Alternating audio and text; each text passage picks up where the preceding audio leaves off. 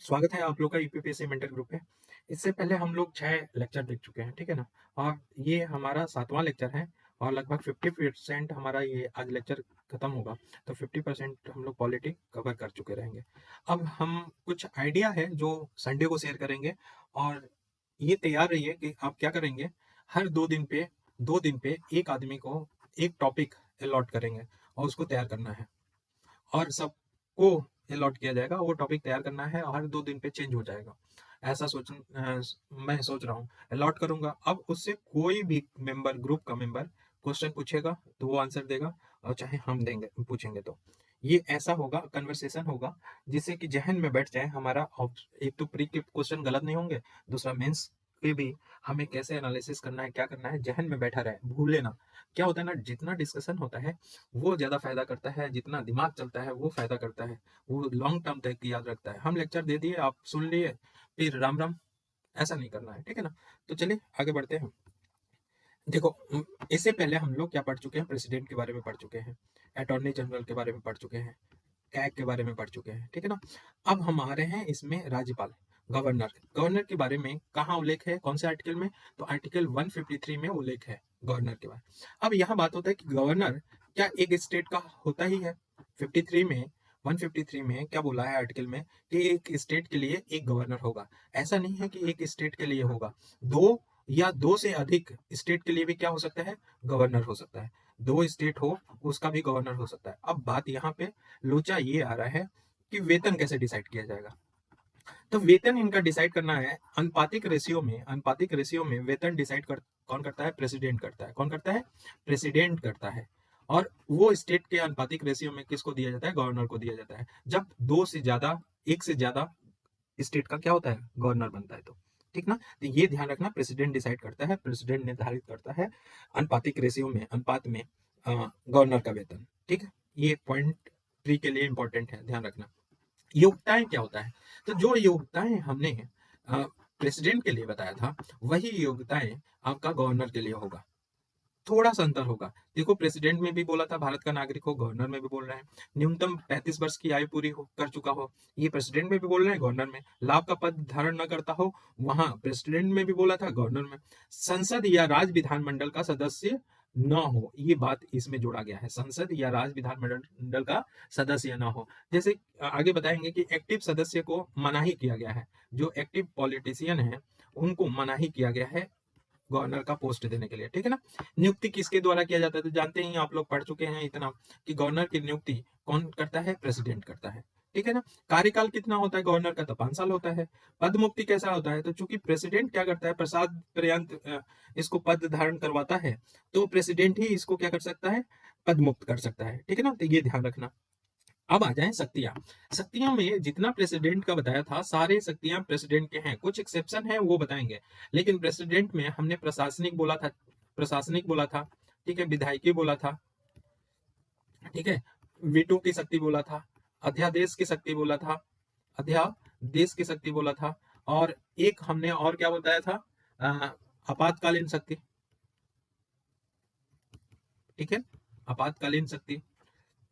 तो ये वैसे ही शक्ति हैं, लेकिन कुछ अंतर है, वो अंतर हम देखेंगे यहाँ पे। तो प्रेसिडेंट का भी रिवीजन हो जाएगा और साथ साथ में गवर्नर का भी हो जाएगा। तो देखो, प्रशासनिक शक्तियां, प्रशासनिक शक्तियां में पहला है कि उसी के नाम से, गवर्नर के नाम से राज्य का शासन चलाया जाता है। और जबकि प्रेसिडेंट में क्या था कि केंद्र का शासन उसके नाम से चलाया जाता है, ठीक है ना? मुख्यमंत्री की नियुक्ति कौन करता है? तो गवर्नर करता है। जबकि पीएम की नियुक्ति कौन करता है? प्रेसिडेंट करता है। मुख्यमंत्री की सलाह पे राज्य के अन्य मंत्रियों की नियुक्ति कौन करता है? गवर्नर करता है। सेम चीज है प्रेसिडेंट का, लेकिन वो सेंटर में करता है, पीएम के सलाह पे और मंत्रियों की नियुक्ति होती है, ठीक है ना? जो प्रमुख पदाधिकारी हैं राज्य के, उनको नियुक्त करना और पदमुक्त करना किसका है काम? गवर्नर का, ठीक है ना? जब आप एसडीएम मिले बन जाएंगे, तो एसडीएम बन जाएंगे तो गवर्नर की साइन होगी, ठीक है ना? तो ये ध्यान रखना। तो जो भी प्रमुख पदाधिकारी होते हैं राज्य स्तर पे, उनकी नियुक्ति करना और उनको पदमुक्त करना किस में होता है शक्ति? राज्यपाल में होता है। ये कौन सी शक्ति है? प्रशासनिक शक्ति है, ठीक है? लेकिन लेकिन दो अपवाद हैं जिसको प्री के लिए भी याद रखना है और मेंस में आपको लिखना है, तो ये फैक्ट बढ़ जाएंगे। देखो, हाईकोर्ट के जो हाईकोर्ट के जज होते हैं, वो राज्य में, जानते ही हैं कि हर एक स्टेट में, कुछ स्टेट को छोड़ के हर एक स्टेट में क्या है? हाईकोर्ट है। ठीक है, और उस राज्य में आता है, तो उस राज्य के जो जज होते हैं, हाईकोर्ट के जज होते हैं, उनकी नियुक्ति नहीं करता है, उनकी ना नियुक्ति करता है ना पद मुक्त करता है, पहली बात। दूसरी बात है कि जो जैसे एग्जांपल ले लें यूपीपीएससी के, अगर अध्यक्ष जो अध्यक्ष है वो अध्यक्ष की नियुक्ति कौन करेगा? गवर्नर करेगा। सदस्य की नियुक्ति कौन करेगा? गवर्नर करेगा। लेकिन लेकिन जब इनको हटाना हो तो गवर्नर नहीं हटाता, प्रेसिडेंट हटाता है। कौन हटाता है? प्रेसिडेंट हटाता है। ठीक है ना, तो ये ध्यान रखना। एक और बात है कि प्रेसिडेंट के अंतर्गत जो प्रेसिडेंट होता है, उस प्रेसिडेंट के अंदर सामरिक शक्तियां भी होती हैं, सामरिक शक्तियां, और सामरिक शक्तियां के साथ साथ कूटनीतिक शक्तियां किसमें होती है? प्रेसिडेंट में होती है, जबकि गवर्नर में ये दोनों नहीं होती है। ठीक है, तो ये ध्यान रखना जो बता रहे हैं। अब आ जाओ विधायी शक्ति। तो विधायी शक्ति गवर्नर की क्या है? जैसे प्रेसिडेंट का पढ़ा था वैसे ही गवर्नर का है कि राज्य विधानमंडल का अंग है। जैसे हमने बोला था ना कि 79 आर्टिकल में प्रेसिडेंट क्या है? सदन का अंग है, संसद का अंग है। यही तो है, संसद का अंग है। तो संसद का अंग में 3 पार्ट हमने बताया था ऐसे डायग्राम बना के कि ये प्रेसिडेंट है, ये लोकसभा है, ये राज्यसभा है। ठीक है, तो राज्य विधानमंडल का अंग में देखें तो ये क्या हो जाएगा? गवर्नर हो जाएगा, और यहाँ पे विधानसभा हो जाएगा, और यहाँ विधान परिषद, जिस स्टेट में है विधान परिषद वो विधान परिषद हो जाएगा। तो ये विधानमंडल का अंग होता है। राज्य विधानमंडल का सत्र बुलाना या सत्र का समापन करना कौन करता है? ये गवर्नर करता है। जबकि संसद की बात वही कौन करता है? प्रेसिडेंट करता है। तो ये विधायी शक्ति है।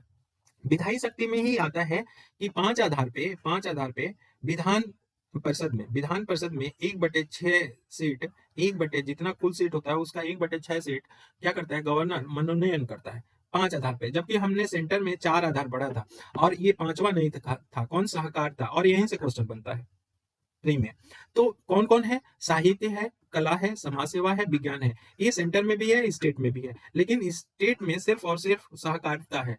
ठीक है ना, तो मनोनयन 5 आधार पे किया जाता है। और सहकारिता कौन से विषय की सूची है? 7वें में, तो राज सूची का विषय है। ठीक है ना, और एंग्लो इंडियन का मनोनयन करने का स्टेट में भी था, तो लेकिन उसे 104वां संविधान संशोधन से क्या कर दिया गया? समाप्त कर दिया गया। ठीक है, तो ये सहकारिता जरूर याद रखना, विधायी शक्ति में आता है। ठीक है ना, 1/6 कुल विधान परिषद के 1/6 सदस्यों का क्या करता है? मनोनयन करता है। ठीक है ना, और 5 आधार पे करता है। जबकि सेंटर में प्रेसिडेंट कितने आधार पे करता है? 12 राज्यसभा के सदस्य को मनोनयन करता है, और वो 4 आधार पे करता है। तो ध्यान रखना, ये बार बार बोल रहे हैं। अध्यादेश जारी करने का प्रेसिडेंट के पास भी पावर है, और हमारा गवर्नर के पास भी पावर है। प्रेसिडेंट के पास पावर है तो वो क्या करेगा? 7वां अनुसूची है, 7वें में 3 अनुसूची है। एक संघ की सूची है, एक राज्य के विषय की सूची है, एक समवर्ती है। यही तो है 7वां में। तो देखो, संघ और समवर्ती का कौन बनाएगा? प्रेसिडेंट बनाएगा। और राज्य और समवर्ती को कौन बनाएगा अध्यादेश जारी के इन विषयों पे? तो गवर्नर बनाएगा।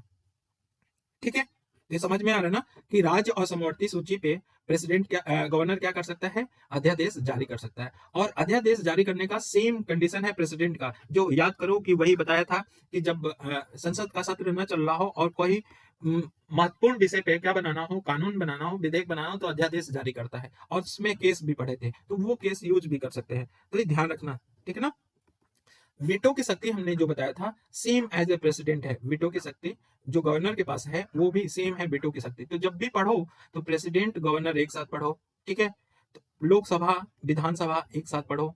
ठीक है, विधान परिषद लिख दिया, विधानसभा, और राज्यसभा और विधान परिषद एक साथ पढ़ो, तो समझ में आएगा। एनालिसिस यहाँ से क्वेश्चन भी बनेंगे तो वो आपका टैकल हो जाएंगे, अलग अलग नहीं पढ़ना है। ठीक है ना, चलो अब आगे चलते हैं। क्षमादान की शक्ति इंटरेस्टिंग है। प्रेसिडेंट के पास हमने बताया था कि 5 प्रकार की क्षमादान की शक्ति है, और वो डिटेल में बताया था, और ट्रिक भी बताया था कि कहाँ प्रकार होगा में चेंज होगा, कहाँ मात्रा में चेंज होगा, और कहाँ मानवीय आधार पे दिया जाता है। तो ये तीनों, ये क्वेश्चन हर बार भूल जाता है, दिमाग से उतर जाता है, तो बार बार रिवीजन करो। नहीं तो छोटा सा ये है, स्नैपशॉट लो और चिपका दो दीवार पे, बार बार देखोगे याद रहेगा। यहाँ से कंफ्यूजन ही नहीं होना है। थोड़ा सा ध्यान हटका तो क्या हो जाएगा? गलत हो जाएगा। तो प्रेसिडेंट और गवर्नर की जो क्षमादान की शक्ति है उन दोनों में डिफरेंस है। अब देखते हैं क्या डिफरेंस है। देखो, पार्डन की बात बताया था पार्डन में होता क्या है कि मृत्यु दंड से मुक्ति कर देता है कौन? प्रेसिडेंट कर देता है। लेकिन गवर्नर ऐसा नहीं करता है, गवर्नर ऐसा नहीं करता है, मतलब गवर्नर के पास शक्ति नहीं है किसको? पार्डन, मृत्यु दंड को क्षमा नहीं कर सकता। तो पहला हो गया गवर्नर, डेथ पेनल्टी होता है उसको क्षमा नहीं कर सकता। दूसरा क्या है गवर्नर के पास कि जो सैन्य न्यायालय द्वारा दिए गए दंड होते हैं वो सिर्फ और सिर्फ प्रेसिडेंट करता है। तो कभी भी कहते हैं ना कि क्षमा दान की, ऐसे क्वेश्चन बोल दे कि क्षमा दान की शक्ति प्रेसिडेंट की ज्यादा होती है रेदर देन गवर्नर की, तो आप ये दो आधार पे बताओगे, ठीक है। और सैनिक न्यायालय द्वारा, ठीक है, सैनिक न्यायालय द्वारा कोई दंड दिया गया है तो वो क्या करेगा? वो क्षमादान नहीं कर सकता कौन? गवर्नर नहीं कर सकता। और यही कौन कर सकता है? प्रेसिडेंट करता है। इसीलिए इसकी क्षमादान की शक्ति प्रेसिडेंट की ज्यादा है। तो आपको 5 तो लिखना ही है, 5 जो बताओ कि वो आधार पे होता है, उसमें एक पार्डन को कह दो कि ये नहीं करता है और एक सैन्य न्यायालय वाला जोड़ दो, तो ये अधिक हो जाएगा किसका? प्रेसिडेंट का क्षमादान की शक्ति, ठीक है। अब आ जाओ स्व विवेक की शक्ति। डिस्क्रिशनरी पावर गवर्नर का ज्यादा होता है, ये क्वेश्चन बनेगा मेंस में कि स्व विवेक की शक्ति गवर्नर की ज्यादा होती है रेदर देन प्रेसिडेंट की। आप क्या करें? इसका उल्लेख करें, चर्चा करें, जो भी करना पूछ ले, आगे जो भी करना है उस हिसाब से जो क्वेश्चन होगा आपको टेकल करना होगा। हमने स्व विवेक की शक्ति प्रेसिडेंट में भी बताया था, तो प्रेसिडेंट की स्व विवेक की शक्ति बहुत लिमिटेड है, बल्कि स्व विवेक की शक्ति दिया ही नहीं है संविधान में, लेकिन गवर्नर के पास बहुत ज्यादा है। क्या है कि 163(1) बोलता है आर्टिकल, क्या बोलता है कि राज्यपाल स्व विवेक से कार्य करेगा। किसमें बोलता है? 163(1) में।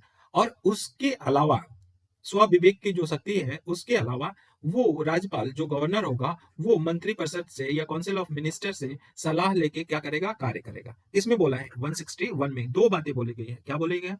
कि स्व विवेक से कार्य करेगा, ठीक है। तो जो उसकी स्व विवेक की शक्ति है उसको छोड़कर 163 में यही बोला गया 1 में, उसको छोड़कर बाकी मंत्रिपरिषद की सलाह पे क्या करेगा? काम करेगा राज्यपाल, ठीक है। और 163(2) वेरी इंपॉर्टेंट आर्टिकल, ये ऐसा आर्टिकल है कि गवर्नर का जितना बवाल है ना यहीं से स्टार्ट होता है, जो पावर दे दी गया। कहा गया 163(2) में बोला गया कि कोई भी विषय, कौन सा विषय राज्यपाल की स्व विवेक की शक्ति में आता है, ठीक है, उसका निर्धारण कौन करेगा? राज्यपाल करेगा। और वो जो निर्धारण कर लेगा उसका निश्चय अंतिम होगा। सोचो कहां तक जा सकता है। कहने का मतलब 163(2) इतना संविधान ने पावर दे दिया कि जो स्व विवेक की शक्ति है उस विषय का निर्धारण कौन करेगा कि यहां तक हम स्व विवेक से सोच सकते हैं, वो राज्यपाल निर्धारण करेगा। और जो निर्धारण कर देगा वो उसका निश्चय क्या हो जाएगा? अंतिम हो जाएगा। अब आया, अब केस तो करना पड़ेगा कि भाई क्या बवाल चल रहा है। तो देखो कौन कौन सी शक्तियां स्व विवेक मानी जाती हैं। तो देखो आर्टिकल 200 है। आर्टिकल 200 बहुत बार प्री में पूछा गया। ये एक स्व विवेक की शक्ति है कि राज्यपाल कोई राज्य क्या कर रहा है? विधेयक पारित कर रहा है, विधेयक पारित कर रहा है, ठीक है ना। विधेयक पारित कर रहा है तो विधेयक को राष्ट्रपति के लिए, प्रेसिडेंट के लिए क्या कर सकता है? आरक्षित कर सकता है। पुनर्विचार के लिए प्रेसिडेंट के पुनर्विचार के लिए क्या कर सकता है? आरक्षित कर सकता है। लेकिन धन विधेयक को नहीं, ये ध्यान रखना, धन विधेयक को नहीं। धन विधेयक भी कर सकता है, कब कर सकता है? जब वित्तीय आपातकालीन लगा हो तो, 360 लगा हो तो, ठीक है ना। तो ये ध्यान रखना कि 200 आर्टिकल 200 में बोला गया कि राज्यपाल राष्ट्रपति की पुनर्विचार के लिए राज्य का क्या करेगा? विधेयक को आरक्षित कर सकता है। पहला, ये बवाल का भी जरिया भी बनेगा, स्व विवेक की शक्ति भी है। दूसरा बोला गया कि 356 जानते ही हो आप लोग कि अगर प्रशासन, मतलब ये हो जाए कि संविधान के अनुसार राज्य नहीं चला रहा है, क्या अपना शासन नहीं चला रहा है, तो विफलता के आधार पे, इस विफलता के आधार पे क्या किया जा सकता है? राष्ट्रपति शासन को सिफारिश कर सकता है गवर्नर, ठीक है। तो 356 दूसरा स्व विवेक हो गया। पहला क्या बताया? आर्टिकल 200। तीसरा है कि जब प्रांत में राष्ट्रपति शासन लगाया जाता है तो वहां वह राष्ट्रपति के रूप में क्या करता है? राष्ट्रपति के प्रतिनिधि के रूप में काम करता है। और जब राष्ट्रपति के प्रतिनिधि के रूप में काम करेगा तो वो मंत्रिपरिषद से स्वतंत्र होता है। मंत्री परिषद की सलाह नहीं मानेगा, मंत्रिपरिषद का सलाह नहीं मानेगा, ठीक है ना। समझ रहे हो? मंत्री जो 163(1) बोला गया है उसको फॉलो नहीं करेगा, ठीक। कब? जब आर्टिकल 356 लगा हो। दूसरी बात है स्व विवेक की कुछ राज्य ऐसे हैं जिस राज्य को, कुछ ही राज्य हैं, सब राज्य नहीं है, वहां के गवर्नर को विशेषाधिकार दिया गया है या विशेष उत्तरदायित्व दिया गया है कि वहां स्वविवेक से ज्यादा काम कर सकते हैं। अब वो राज्य कौन कौन से हैं? तो एक है महाराष्ट्र, एक गुजरात, नागालैंड, मणिपुर, सिक्किम, कर्नाटक, आंध्र प्रदेश और तेलंगाना। इन राज्यों में, इन राज्यों के जो राज्यपाल होते हैं उनको विशेष उत्तरदायित्व दिया गया है कि वो मंत्री कुछ मामलों में मंत्री परिषद के बिना सलाह के सलाह कोई नहीं के क्या कर सकता है, काम कर सकता है, मतलब बिना सलाह के स्वतंत्र होकर निर्णय ले सकता है। लेकिन ये कुछ राज्य में, तो ये भी स्वविवेक के अंदर आता है। ठीक है, तो स्वविवेक की शक्तियां समझ में आ गया। अब आ जाते हैं क्वेश्चन, यहाँ पे बनेगा क्वेश्चन, ये दो तरह के बन सकते हैं और लिखेंगे हम एक ही तरह का। ठीक है ना, आंसर इनका एक ही होगा फॉर्मेट। भारत में किसी राज्य का राज्यपाल दो ताज पहनता है, टिप्पणी करें। या ये क्वेश्चन आ जाए, या दूसरा क्वेश्चन आ जाए कि भारत में राज्य का राज्यपाल दो प्रकार की भूमिकाएं निभाता है। व्याख्या व्याख्या कीजिए।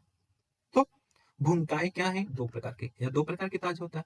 तो एक तो राज्य का संवैधानिक संवैधानिक क्या होता है? प्रमुख होता है, अर्थात वो मंत्रिपरिषद के सलाह पे कार्य करता है, तो राज्य का संवैधानिक के रूप में काम करता है। दूसरा केंद्र का प्रतिनिधि के रूप में काम करता है। इसीलिए बोलते हैं दो ताज पहनता है, एक राज्य का संवैधानिक प्रमुख के रूप का ताज पहनता है, दूसरा केंद्र का प्रतिनिधि के रूप में ताज पहनता है। ठीक है, यह दो भूमिका निभाता है कि राज्य का संवैधानिक प्रमुख के रूप में निभाता है और केंद्र का प्रतिनिधि के रूप में निभाता है। ठीक है, अब आ जाएगा कि राज्य के संवैधानिक प्रमुख के रूप में कौन कौन सी शक्तियां हैं। तो संवैधानिक में देखो, प्रशासनिक, विधायी और बीटो, जो पीछे हम लोग डिस्कस कर लिए हैं शक्तियां, वही शक्तियां हम लिखेंगे एग्जाम्पल के साथ। ठीक है, और केंद्र के प्रतिनिधि में हम क्या करेंगे? स्वविवेक की शक्ति लिखेंगे। स्वविवेक की तीन शक्ति लिखेंगे, एक 200 आर्टिकल, एक 356 लिखेंगे, और कुछ विशेष राज्य हैं, विशेष राज्य के बारे में लिख देंगे। एक दो भी नाम आए तो जैसे एग्जाम्पल में करके लिख देंगे, विशेष उत्तरदायित्व। ठीक है, ये कर सकते हैं। और फिर हम बता देंगे, इस आधार पे बोल देंगे कि इस प्रकार राज्य का राज्यपाल दो ताज पहनता है। ठीक है ना, समझ में आया? क्वेश्चन डिस्कशन हो गया। अब राज्यपाल के संबंधित कौन कौन से विवाद हैं, ये क्वेश्चन हमेशा, और तैयार रहना 2023 में, तैयार रहना, संभावना है क्वेश्चन के बनने के। राज्यपाल से संबंधित विवाद क्या ठीक है क्या विवाद, कहां से होता है? तो ज्यादातर देखा जाता है, एक तो राज्यपाल की दो प्रकार की भूमिका है। ठीक है ना, दो प्रकार के, एक राज्य का संवैधानिक प्रमुख है और दूसरा केंद्र का प्रतिनिधि है। ठीक है, अब जहां केंद्र का प्रतिनिधि और राज्य का क्या प्रमुख है, संवैधानिक प्रमुख है, इन दोनों में जब भी टक्कर होगा तो फिर ये विवादित हो जाएगा। जैसे एग्जांपल ले लेते हैं कि अभी बीजेपी है, लिखना नहीं है आप लोग को आंसर एग्जांपल में, ऐसा नहीं लिखना। अभी बीजेपी है क्या सेंटर में, और जिस राज्य में बीजेपी का सरकार नहीं है, सत्ता नहीं है, वहां पे चाहेगा बीजेपी सरकार कि वहां पे सत्ता बन जाए। तो भाई, जो गवर्नर, इसी ने क्या किया है, मंत्री, इसी बीजेपी के मंत्रिपरिषद ने प्रेसिडेंट को राय दिया, गवर्नर नियुक्त हुआ तो उस स्टेट में गवर्नर बना, और ये पक्षपात करेगा किसके से? बीजेपी का पक्षपात करेगा। तो मान लो कि इस स्टेट में, एक्स स्टेट में क्या है, कांग्रेस है, तो वहां पे बहुत सारी चीजें, मतलब राष्ट्रपति शासन लागू हो जाए, कुछ ऐसे विवाद देखने को मिलता है। जैसे यूटी है, दिल्ली, दिल्ली का तो बहुत सारे हैं, यूटी में भले राज्यपाल ना हो, लेकिन देखो कितना देखने को विवाद मिलता है। आए दिन अरविंद केजरीवाल लगाए उंगली उठाए रहते हैं। ठीक है, तो ऐसे ही होता है। तो जब भी केंद्र का सत्ताधारी दल, ठीक है ना, और राज्य के सत्ताधारी दल में डिफरेंस हो, मतलब कि वहां पे उस पार्टी का क्या हो, दबदबा ना हो, तो फिर ये राज्यपाल के पद का विवाद होने की संभावनाएं क्या हो जाती हैं? बढ़ जाती हैं। पहला बात है। दूसरा क्या है, जब ऐसी स्थिति आती है ना, हमने कहा कि जब भी सेंटर और स्टेट में दो डिफरेंट सत्ता हो, राजनीतिक दल का सत्ता हो, तो यहाँ पे विवाद बढ़ना है। और ऐसे ही केस में राज्यपाल क्या करता है? अपनी शक्तियों का दुरुपयोग करेगा, और उसके पास शक्ति कौन सी है? सबसे ज्यादा स्वविवेक की शक्ति है, और स्वविवेक की शक्ति को दुरुपयोग करता है। ठीक है, और इसी की वजह से क्या होता है कि केंद्र, सेंटर और स्टेट में क्या होता है? तनाव आ जाता है। तो तनाव आने का भी सेंटर स्टेट का एक कारण ये भी है, गवर्नर का पद। ठीक है ना, तो ये ध्यान रखना। अब आते हैं नेक्स्ट में। अब हम नेक्स्ट में ये कर रहे हैं कि इसके विवाद होने वाला क्या क्या मुद्दे हैं। जब लिखेंगे तो हम इंट्रो में ये बताएंगे कि क्यों विवाद में रहता है। तो बताएंगे कि सेंटर और स्टेट में क्या होता है, दो अलग विभिन्न प्रकार के राजनीतिक दल क्या करेंगे, अगर सत्ता में होंगे तो वहां पे देखने को ज्यादा मिलता है, और दूसरा तनाव भी वहां पे होता है। यहाँ पे राज्यपाल का पद विवादित हो जाता है। और किस चीज को लेके होता है, तो विवाद के मुद्दे को लेके। तो हमने बताया कि 356 स्वाविवेक होता है, 200 स्वाविवेक होता है, ये भी लेके होगा। और तीसरा क्या होगा कि अगर मान लो बहुमत नहीं मिलता है, क्या राजनीतिक ऐसा है ना कि राज्य, कोई राज्य है, एक्स राज्य है, और वहां पे बहुमत प्राप्त ना हो किसी दल को, तो मुख्यमंत्री की नियुक्ति जो करेगा, मुख्यमंत्री का नियुक्ति करेगा कौन, राज्यपाल, तो वो पक्षपात पूर्ण कर सकता है। तो ये इसको भी लेके विवाद है। तो अभी तक क्या बताया, देखो 356, 200, स्वाविवेक की तो तीनों कंडीशन लिख देना है। कौन कौन, ये तो भूलना नहीं है। 356 लिख देना है, 200 लिख देना है, और विशेष उत्तरदायित्व लिख देना है, ये तो भूलना ही नहीं है। उसके बाद क्या, बहुमत के आधार पे, अगर बहुमत, मान लो किसी दल को बहुमत नहीं मिला है, तो उस मुख्यमंत्री की नियुक्ति का पक्षपात करना वो हो जाएगा। और बहुमत का जो परीक्षण होता है, वो परीक्षण कराए बिना कहाँ नहीं कराता है, सदन में कराया ही नहीं, और क्या कर देता है, चीफ मिनिस्टर को बर्खास्त कर देता है। तो व्यक्तिगत हो, जब उसको ऐसा लगे कि वो बहुमत नहीं मिला है, तो उस बहुमत को परीक्षण कराया ही नहीं सदन में, और क्या कर दिया, सीएम को बर्खास्त कर दिया, तो हो गया ना विवाद। ठीक। और स्वविवेक की शक्तियों को राज्यपाल द्वारा मनमानी व्याख्या करना, हमने बोला ना कि 163(2) बहुत घातक है, मनमानी व्याख्या कर देना। तो ये सब चीजें विवाद के कारण है। तो जब भी राज्यपाल के पद की विवाद करना हो, बात करना हो, तो कम से कम 5-6 पॉइंट ये लिख के आना, ठीक है ना, ये इसलिए विवाद है। तो निराकरण क्या करना चाहिए भाई, इन विवादों से भी तो हमें बचना है। तो विवाद के बारे में हम सुझाव क्या देंगे, टिप्पणी क्या करेंगे, सुझाव क्या देंगे। तो हम सुझाव देंगे कि राज्यपाल की नियुक्ति करो भैया, पद मुक्ति भी करो, लेकिन उस दोनों प्रक्रिया में, नियुक्ति और पद मुक्ति में क्या होना चाहिए, सुधार होना चाहिए। मतलब नहीं समझ में आया कि नियुक्ति और पद मुक्ति की प्रक्रिया में सुधार होना चाहिए। चलो एक एग्जांपल लेके इसको थोड़ा सा समझा देते हैं कि जैसे इससे पहले 2014 से पहले क्या था, कांग्रेस की सत्ता थी, ठीक। और 2014 में बीजेपी आ गई। आप समझो इस बात को, 2014 से पहले हो सकता है कि 2013 में कोई, अब गवर्नर याद नहीं है हमें, कोई गवर्नर नियुक्त हुआ, और 2013 से उसको चलना चाहिए था 2018 तक, चलना चाहिए था, 5 साल का कार्यकाल है भाई, चलना चाहिए था 2018 तक। लेकिन बीजेपी आ गई 2014। अब ये सेंटर है, इस सेंटर के चारों तरफ स्टेट है, मतलब ये दिशा निर्देश देगा स्टेट को। अब जहां पे बीजेपी के उम्मीदवार हैं या बीजेपी से जुड़े हैं, संबंध रखे हैं, वो गवर्नर तो ठीक है, जो है उनको चलने दिया। जहां स्टेट पे गवर्नर उसके नहीं है बीजेपी के, तो उनको क्या कर दिया, हटा दिया। क्या कर दिया, हटा दिया। तो नियुक्ति और पद मुक्ति की प्रक्रिया में सुधार तो करना ही पड़ेगा, कि कोई भी दल आए हो बिना कार्यकाल पूरा किए उसको गवर्नर को क्या कर दिया, हटा दिया। तो ये तो गलत है ना। तो दोनों में, नियुक्ति और पद मुक्ति की प्रक्रिया में क्या करना होगा, सुधार करना होगा, पहला सुझाव देंगे। दूसरा हम आधार लेंगे कि सुप्रीम कोर्ट ने बोला था, और ये हमारा बहुत तगड़ा आधार होगा, क्योंकि हमने कहा ना कि जब भी पॉलिटी का हमें क्या लिखना हो, आंसर लिखना हो, जब भी पॉलिटी का आंसर लिखना हो, तो हम सुप्रीम कोर्ट पहले नंबर पे संविधान का तर्क रख सकते हैं, जो सबसे ज्यादा लॉजिक होगा। उसके बाद सुप्रीम कोर्ट का तर्क रख सकते हैं, उसके बाद विधि आयोग का रख सकते हैं, फिर विद्वानों का रख सकते हैं, ठीक है ना। तो सुप्रीम कोर्ट ने क्या बोला, सुप्रीम कोर्ट ने यही बात को सुधार के लिए देखा कि इसकी पद की नियुक्ति जो होती है, नियुक्ति और जो मुक्ति होती है, ये दोनों तार्किक रूप से नहीं हो रहा है। तो कहा सुप्रीम कोर्ट ने कि जब भी इनको हटाया जाए पद से, किसको, गवर्नर को पद से हटाया जाए, तो कोई तार्किक या ठोस आधार पे हटाया जाए। ऐसा नहीं है कि दल परिवर्तन हो गया तो उससे हटा देंगे। तो हटाने का किसने बोला, सुप्रीम कोर्ट ने। कब बोला था, 2010 में बोला था। दूसरा बोला गया कि केंद्र के सत्ताधारी दल से संबंधित व्यक्ति को राज्यपाल नियुक्त नहीं करना चाहिए। मतलब जैसे अब देखो कैसे सुधार हो रहा है। हमने बताया ना कि कांग्रेस पहले था और बीजेपी, ठीक है ना। अगर मान लो कि इसका सत्ताधारी मतलब दल से संबंधित ना हो गवर्नर, तो बीजेपी हटाती ही नहीं, क्योंकि बीजेपी के मन में ऐसा नहीं है ना कि कांग्रेस से जुड़ा हुआ है। लेकिन अगर सत्ताधारी दल से संबंधित होगा तो बीजेपी हटाएगी कि हमारे दल का हो। लेकिन अगर ऐसा ही नियम हो जाए तो बवाल खत्म हो जाए कि भाई किसी भी सत्ताधारी दल से संबंधित ना हो, उनको राज्यपाल नियुक्त करना चाहिए। और ऐसा ही सिफारिश किया था सरकारिया आयोग ने। तो सरकारिया आयोग का नाम जरूर रखना, ठीक है। सरकारिया आयोग ने बोला था कि केंद्र में सत्ताधारी दल से संबंधित व्यक्ति को राज्यपाल नियुक्त नहीं करना चाहिए। दूसरा क्या, जो सक्रिय राजनीति में शामिल रहे हैं उन व्यक्तियों को नियुक्ति नहीं किया जाना चाहिए जो एक्टिव हो, पॉलिटिकल रूप से क्या हो, एक्टिव हो। उन व्यक्तियों को गवर्नर नहीं बनाना चाहिए। क्यों? जब भी मान लो एक्टिव रहेंगे तो कहीं ना कहीं किसी दल से जुड़े रहेंगे और हित प्रभावित होगा, ठीक है ना। अब एक और कंडीशन ये बोला, सुधार कह सकते हो, ये हम लोग बहुत तार्किक सुधार की बोल सकते हैं कि गवर्नर के पद के लिए क्या सुधार होना चाहिए। तो गवर्नर के पद में हमने विवाद बताया, तो जब भी हम अगर सुधार या वे फॉरवर्ड नहीं बताएंगे तो फिर हम किस बात की प्रशासनिक की तैयारी कर रहे हैं, वे फॉरवर्ड तो बताना ही है। दूसरा क्या है कि ऐसा है ना कि देखो, हम एक एग्जाम्पल ले रहे हैं कि कोई गवर्नर है और एक्स स्टेट का गवर्नर है और एक वाई स्टेट का गवर्नर है, और दोनों समान परिस्थिति है कि वहां पे बहुमत किसी दल का नहीं है, ठीक है, बहुमत दल का नहीं है।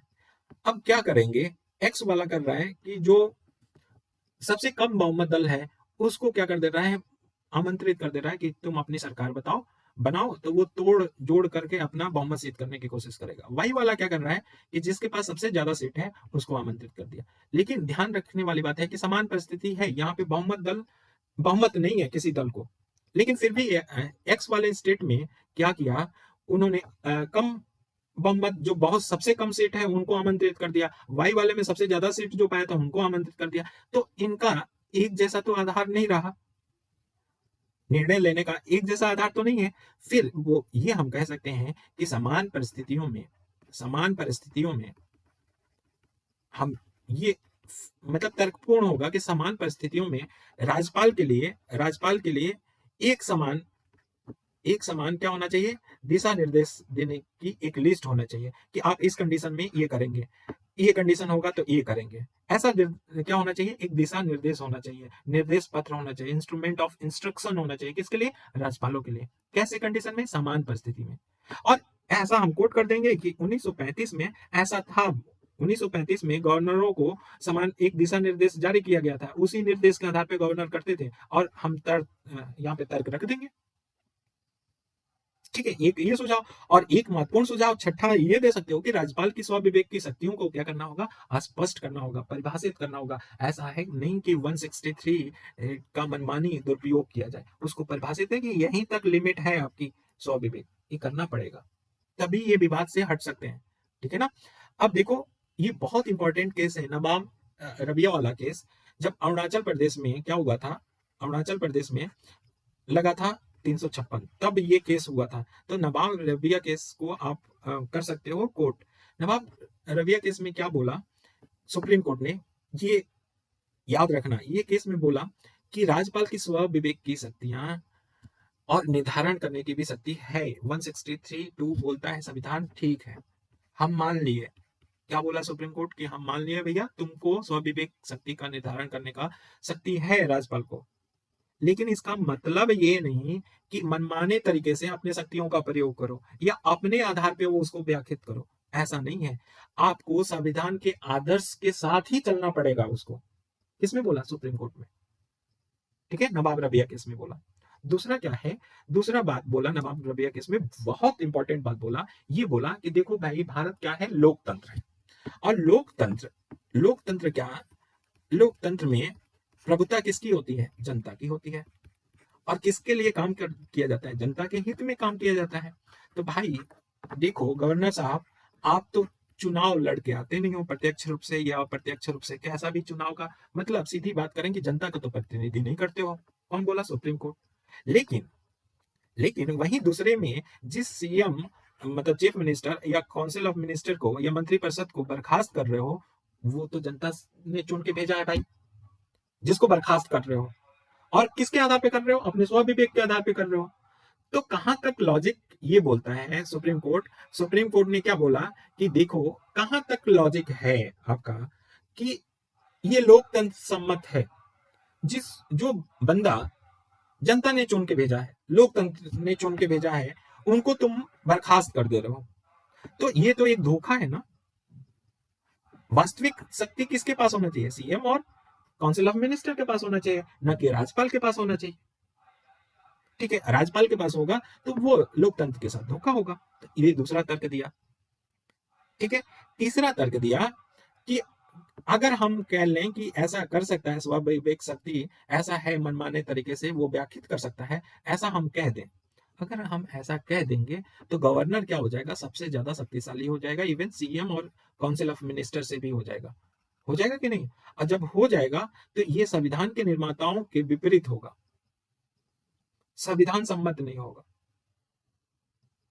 अब ये तर्क देते हुए उसने अरुणाचल प्रदेश में जो 356 लगाया था, 5 न्यायाधीशों का था, नवाब रबिया केस में, उन्होंने अरुणाचल प्रदेश को में जो 356 लगा था उसको रिवोक कर दिया, हटवा दिया। ठीक है, एसआर बोमई केस में भी बोला था ये कि अगर 356 लगा है तो सुप्रीम कोर्ट भी हटा सकता है इसको, बोला था। ठीक है, तो ये भी तर्क दो, समझ गए? तो हमने केस के साथ भी बता दिया। अब आ जाते हैं भाग 1 में। संविधान के भाग 1 में क्या है, संघ और उसका राज्य क्षेत्र है। आर्टिकल क्या कौन से, 1 से लेकर 4 है।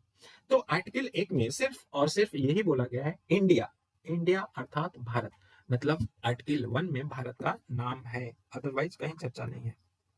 तो इंडिया अर्थात भारत, राज्यों के क्या होगा, संघ होगा, यूनियन ऑफ द स्टेट होगा, यूनियन ऑफ द स्टेट होगा। यहाँ संघ के लिए हम लोग क्या यूज करेंगे, यूनियन करेंगे, जबकि यूएस के संघ के लिए हम लोग क्या यूज करते हैं, फेडरल यूज करते हैं, ध्यान ना, और या परिसंघ बोलते हैं। और पहली अनुसूची में अभी कितने राज्य हो गए हैं, 28 राज्य हो गए हैं, और 9 यूटी हो गए हैं, यूनियन टेरिटरी हो गए हैं, या संघ शासित प्रदेश हो गए हैं। ठीक है, तो पहले अनुसूची में कितने राज्यों को, 28 राज्यों को, फर्स्ट शेड्यूल में कितने, 28 राज्यों और 9 यूटी का क्षेत्र की बात जिक्र किया गया इसी आधार पे। तो आर्टिकल 1 में क्या बोलता है, सिर्फ बोलता है कि इंडिया या भारत राज्यों का एक संघ होगा। ठीक है, अब इंपॉर्टेंट आर्टिकल आता है आर्टिकल 2 और 3। 2 क्या बोलता है कि संसद किसी विदेशी क्षेत्र को भारत में शामिल कर सकती है। क्या बोला, तो ये तो है कि शामिल कर सकती है, जैसे कहे ना कि ये इंडिया है, अब इंडिया के बगल में बांग्लादेश है या नेपाल है, चलो नेपाल ले लेते हैं, या कोई भी जो आपको पसंद हो वो उठा ले। बांग्लादेश का क्षेत्र को क्या कर लेगा, इंडिया कॉन्करेंट कर सकता है, उसको ले सकता है। ठीक है, ले लेगा, किसी विदेशी क्षेत्र को भारत में शामिल कर लेगा। ये किसमें बोला गया, आर्टिकल 2 में बोला गया। लेकिन बात यह है कि संविधान में आर्टिकल 2 में क्या हम किसी क्षेत्र को दे सकते हैं किसी विदेशी राज्य को, ये बात नहीं कहा गया है आर्टिकल 2 में, ध्यान रखना। भारत में शामिल करने की बात कहा गया है आर्टिकल 2 में, देने की बात नहीं कहा गया। तब तो बवाल होना था, तब बेरूबारी केस आया था और बेरूबारी को लेके ही विवाद था, पाकिस्तान को दे दिया गया था। ठीक है ना, तो पाकिस्तान को दे गया था, उसी विवाद में बोला गया कि भारत क्या कर सकता है, शामिल भी कर सकता है विदेशी क्षेत्र को भारत में शामिल कर सकता है, और अपना क्षेत्र विदेशी क्षेत्र को भी दे सकता है, जैसे श्रीलंका को भी दिया है और पाकिस्तान को भी दिया है, अभी बांग्लादेश को दिया है। तो हाल ही के एग्जाम्पल ले लो, 100वां संविधान संशोधन जो 2015 में आया था, उसके तहत बांग्लादेश की सीमा समझौता हुआ। तो बांग्लादेश की कुछ कॉलोनियां थी वो भारत में शामिल हो गई, या कुछ भारत की कॉलोनियां थी वो बांग्लादेश में शामिल हो गई, जो सीमा को लेकर विवाद था। तो इधर भारत ने शामिल कर लिया विदेशी क्षेत्र को, और दे भी दिया बांग्लादेश को। तो ध्यान रखना कि आर्टिकल 2 में शामिल करने की बात किया गया है, देने की बात नहीं है। लेकिन बेरोबारी विवाद में जो 1960 में था, बोला कि शामिल नहीं कर नहीं सकता, दे भी सकता है। ठीक, तो इंपॉर्टेंट ध्यान रखना। अब आ जाते हैं आर्टिकल 3 में। आर्टिकल 3 वेरी वेरी इंपॉर्टेंट, और इस समय राज्यों की मांग उठ रही है। जैसे उत्तर प्रदेश को कोई लोग 3 पार्ट में डिवाइड करने के लिए बात करते हैं, कुछ 5 पार्ट में। जैसे असम को बोडोलैंड माना जा रहा है, वेस्ट बंगाल का गोरखालैंड का डिमांड हो रहा है। एग्जाम्पल है, आप याद रख रहे हैं, गोरखालैंड, ठीक है ना, असम का बोडोलैंड। तो ये क्या हो रहा है, ये नए राज्य का निर्माण की मांग किया जा रहा है। तो वो किसके तहत किया जाता है, आर्टिकल 3 के तहत। नए राज्य का निर्माण किसके तहत किया जाता है, आर्टिकल 3 के। तो नए राज्य का निर्माण भी करें, क्षेत्र में परिवर्तन करना है तो आर्टिकल 3, नाम में चेंज करना है तो आर्टिकल 3। ठीक है, तो क्षेत्र में चेंज करना हो, नाम में चेंज करना हो, नए राज्य का निर्माण करना हो तो कौन सा, आर्टिकल 3। विदेशी क्षेत्र को लेना देना हो तो आर्टिकल 2। समझ में आया? अब आ जाओ कि नए राज्य को कैसे करेंगे, नए राज्य बनाने का प्रक्रिया क्या है, ये बता दो। हमें समझ में नहीं है। तो कभी भी जैसे एक क्वेश्चन पूछा था ना कि 169 आर्टिकल क्या है, क्वेश्चन है कि विधान परिषद कैसे बनता है, और न्यूज में था। तो ऐसे भी पूछ लिया जाए कि ये बताओ भैया नया राज्य कैसे निर्माण हो सकता है, उसकी प्रक्रिया बताओ। तो बताओगे प्रक्रिया, क्या करोगे, जब पूछ लिया जाएगा तो बताना ही पड़ेगा, मजबूरी है। पढ़ पढ़ना है तो अब देखो कैसे होगा। तो देखो पहली बात है कि किसी राज्य का निर्माण होगा तो बैठे हैं प्रेसिडेंट भैया। प्रेसिडेंट भैया करेंगे क्या कि प्रेसिडेंट से पूर्व अनुमति लिया जाएगा, ठीक है, कि भैया हम ये राज्य बनाने जा रहे हैं, हम यूपी को इतने पार्ट में डिवाइड कर रहे हैं, या वेस्ट बंगाल को, असम को, किसी को भी, तो पूर्व अनुमति लेंगे। प्रेसिडेंट क्या करेगा, जिस राज्य से संबंधित होगा उस राज्य के पास भेजेगा, समझते जाना, उस राज्य के पास भेजेगा, ये राज्य इसके प्रेसिडेंट को भेजेगा।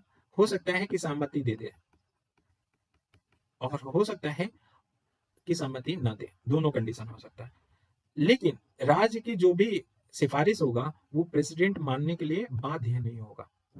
क्या बताया, प्रेसिडेंट पूर्वानुमति ले, पहले पूर्वानुमति से होगा, और पूर्वानुमति लिया तो वो राज्य के पास भेजेगा, राज्य क्या करेगा, सिफारिश कर सकता है, सहमति दे सकता है, नहीं भी दे सकता है। लेकिन प्रेसिडेंट माने या ना माने उस बात का, राज्य की सिफारिश को कोई बाध्य नहीं है, मान भी सकता है, नहीं भी मान सकता है। अब वो आया प्रस्ताव कहाँ, अब प्रस्ताव जो पूर्वानुमति होने के बाद आया, ये प्रस्ताव आएगा। अब प्रस्ताव हो सकता है किसी में भी जाए, चाहे राज्यसभा में जाए चाहे लोकसभा, किसी एक सभा में जाएगा, जिसको आप पसंद हो उसमें पहले भेज दो, ठीक है। अब उसको भेज के अब वहां पे क्या होगा कि साधारण बहुमत से पारित होगा। अब साधारण बहुमत से जब पारित हो जाएगा तो जो पसंद का था पहले वाले, उसके अपोजिट क्या भेज दो, जैसे राज्यसभा में भेजे थे, पारित हो गया, तो अब लोकसभा में भेज दो। अब वहां पे भी क्या होगा, साधारण बहुमत से पारित हो जाएगा। साधारण बहुमत के बाद प्रेसिडेंट के पास आएगा विधेयक प्रस्ताव, और उस पर सहमति दे देगा तो नया राज्य का निर्माण हो जाएगा। यही प्रोसेस है, यही प्रक्रिया है, सिंपल वे में। तो चार्ट बना के भी कर सकते हो, ठीक है ना। अब जरा सा हम आते हैं कि क्वेश्चन ये पूछा जाए, क्वेश्चन ये मीन्स में कि नए राज्य के निर्माण प्रक्रिया क्या है, इसके पक्ष और विपक्ष में क्या मतलब लाभ हो सकते हैं, पक्ष और विपक्ष में अपना तर्क दीजिए, ऐसा क्वेश्चन बन जाएगा। और बहुत तरह के क्वेश्चन बन सकते हैं, हमने तो बताया ना कि आप फॉर्डर की तरह ये यूज करो, तो बहुत तरीके से बन सकते हैं। तो पक्ष विपक्ष की बात ना करते हुए आप ये करते हैं, सॉरी, नए राज्य का विपक्ष की बात, कि जो नए राज्य बनते हैं उनको नहीं बनना चाहिए, नए राज्य का निर्माण नहीं करना चाहिए, इसके पक्ष में हम तर्क क्या दें, या नए राज्य का निर्माण नहीं होना चाहिए इसके पक्ष में तर्क, या नए राज्य के विपक्ष में तर्क। एक ही बात है, क्या है कि पहला हम तर्क देंगे कि अगर हम ऐसे ही राज्य बनाते रहें तो एक अंतहीन परंपरा चली जाएगी, और जो अभी 28 राज्य हैं, ये कल हो सकता है कि 75 राज्य हो जाए, कल उसके आगे 150 हो सकता है, ऐसा हो सकता है, अंतहीन परंपरा चला जाएगा, और ये बार बार इसकी मांग उठने लगी। तो पहली प्रॉब्लम प्रॉब्लम ये है, जब पहली प्रॉब्लम ये है तो इसलिए बोला गया कि भाई नए राज्य का निर्माण नहीं होना चाहिए। दूसरी बात है कि अगर सेंटर क्या करती है, स्टेट को निगरानी करती है, गवर्न करती है, दिशा निर्देश देती है, कौन करती है, सेंटर स्टेट को करती है। और जितना ज्यादा लोग हो जाएंगे तो फिर व्यवस्थित करना क्या हो जाएगा, सामंजस्य बैठाना कठिन हो जाएगा या समस्या हो जाएगा। अब आप ही लोग समझ लो कि घर में अभी आपकी फैमिली है, अगर फैमिली से मान लो 4-5 फैमिली हो जाए, ज्यादा बढ़ जाए, तो आपको व्यवस्था करना मतलब पसीना आने लगेगा आप लोग को। क्या होगा, रहेंगे क्या, खाएंगे क्या, कैसे खिलाएंगे, कहाँ सोएंगे, कितना कंबल, ठंड आ गया कहाँ से कंबल की व्यवस्था करेंगे, तो समस्या उत्पन्न हो जाएगी ना। तो सेंटर के पास ऐसी समस्या होगा, और जब अच्छे से प्रॉपर समस्या देख नहीं पाएगा, निगरानी नहीं कर पाएगा, दिशा निर्देश नहीं दे पाएगा, तो फिर नक्सलवाद, आतंकवाद, अलगाववाद, क्षेत्रवाद जैसी जटिलताएं बढ़ेंगी। ऐसी जटिलताएं बढ़ेंगी तो राष्ट्रीय सुरक्षा क्या होगा, खतरे में होगा, ठीक। तो ये भी घाटा, ये तर्क दिया जाता है। दूसरी बात है कि अगर मान लो कि स्टेट की संख्या ज्यादा हो जाएगा तो जितनी परियोजनाएं योजनाएं चलाई जा रही हैं उस उसको चलाने में क्या होगा, दिक्कत होगा परियोजनाओं को, ठीक है। जैसे हम कह रहे हैं कि ये एक्स और वाई स्टेट है, और हमको एक परियोजना चलाना है कि इनकी बाउंड्री पे जाना चाहिए, ठीक है, ये कोई चीज है, यहाँ पे सड़क ही जा रही है, सोचो। अब सेंट्रल गवर्नमेंट यहाँ पे सड़क निकालना चाह रही है, दोनों राज्य से होके जा रही है। अब हम एक्स राज्य से बोलेंगे कि ये जमीन अधिग्रहण करो, वाई से भी बोलेंगे अधिग्रहण करो, वाई लेट लतीफ करे तो परियोजना क्या, सड़क तो गई, लेट लतीफ होगा कि नहीं होगा? तो ऐसे में परियोजनाओं का क्या हो जाएगा, समस्याएं आने लगेंगी। नेक्स्ट क्या है कि वैसे ही नदियां बहुत सारे राज्यों से होके जाने लगेंगी, फिर तो नदी जल विवाद जो है वो बढ़ जाएगा। नदी तो छोड़ो, सीमा विवाद भी बढ़ जाएगा, जैसे अभी असम और मेघालय का केस हुआ, होगा कि नहीं होगा? ठीक है, तो ये विपक्ष में तर्क दिया जा सकता है। अब आ जाओ पक्ष में तर्क। तो नए राज्य बनाना चाहिए, क्यों बनाना चाहिए? तो पक्ष में तर्क दोगे, ऐसे तर्क दोगे कि नए राज्य के निर्माण में पक्ष में तर्क दोगे, तो बोलोगे कि प्रशासनिक क्षमता क्या बढ़ेगी, बढ़ जाएगी, राजनीतिक लोकतंत्र विकेंद्रीकरण होगा, जहां भी विकेंद्रीकरण होगा वो प्रभावशाली हो जाएगा, प्रशासनिक विकेंद्रीकरण होगा, वित्तीय विकेंद्रीकरण होगा, योजनाएं जो होंगी, योजनाएं नीतियां वो क्या हो जाएंगी, हम थोड़ा कम लिखे हैं यहाँ पे, ज्यादा बता दे रहे हैं, नीतियां क्या हो जाएंगी, सफल होंगी। ठीक है, और क्या प्रभावी रूप से हम क्या कर सकते हैं, शासन आपके द्वार, शासन आपके द्वार जैसे कार्यक्रम हो सकता है, मतलब हम अपने समुदाय को या अपने राज्य को बांध के रख सकते हैं, उसमें क्या होगा, जीवन स्तर बढ़ जाएगा, जीवन स्तर बढ़ जाएगा, आर्थिक क्षमता बढ़ जाएगी, आर्थिक विषमता कम होगी। ठीक है, बहुत सारे तरीके हैं बताने के लिए। अपने संसाधनों का, जो हमारे राज्य में संसाधन है, उन संसाधनों का उपयोग अच्छे से होगा। लेकिन लेकिन भाई यही तो नहीं है, आप एग्जाम्पल भी दें कि ऐसा तो नहीं है ना कि ये हमेशा सही होगा। बिहार से झारखंड अलग हुआ, बिहार से झारखंड अलग हुआ, कितना झारखंड प्रोग्रेस कर गया आपके सामने है। होना चाहिए ना भाई कि जो हमने बात किया पक्ष में, तो वो तो दिखना चाहिए ना। यूपी से यूपी से उत्तराखंड अलग हो गया, उत्तराखंड अलग हो गया तो कितना विकास कर लिया। तो ये क्वेश्चन मार्क तो है कि ये आधार तो हम बनाते हैं, लेकिन हम एग्जांपल दे देंगे और निष्कर्ष में बोलेंगे, निष्कर्ष में हम बोलेंगे भैया कि देखो नए राज्य के निर्माण संबंधित कोई कठोर नीति को अपनाना उचित नहीं है, ऐसा कि अपना ही ले, बना ही देना चाहिए या नहीं बनाना चाहिए, लेकिन कुछ परिस्थिति दशा कारक को देख के निर्णय लेना चाहिए राज्य का। तो कौन कौन से कारक को निर्धारित करना चाहिए, ज्यादातर देखना चाहिए, तो भौगोलिक कारक को देखना चाहिए, दूसरा आर्थिक कारक को, तीसरा प्रशासनिक कारक को देखना चाहिए। अगर इसमें अक्षमताएं हैं या प्रभावशाली नहीं है तो फिर बना देना चाहिए। एक सांस्कृतिक पहचान भी जोड़ लो, लेकिन ये लास्ट में जोड़ो, पहले नहीं, पहले 3 ये जोड़ो।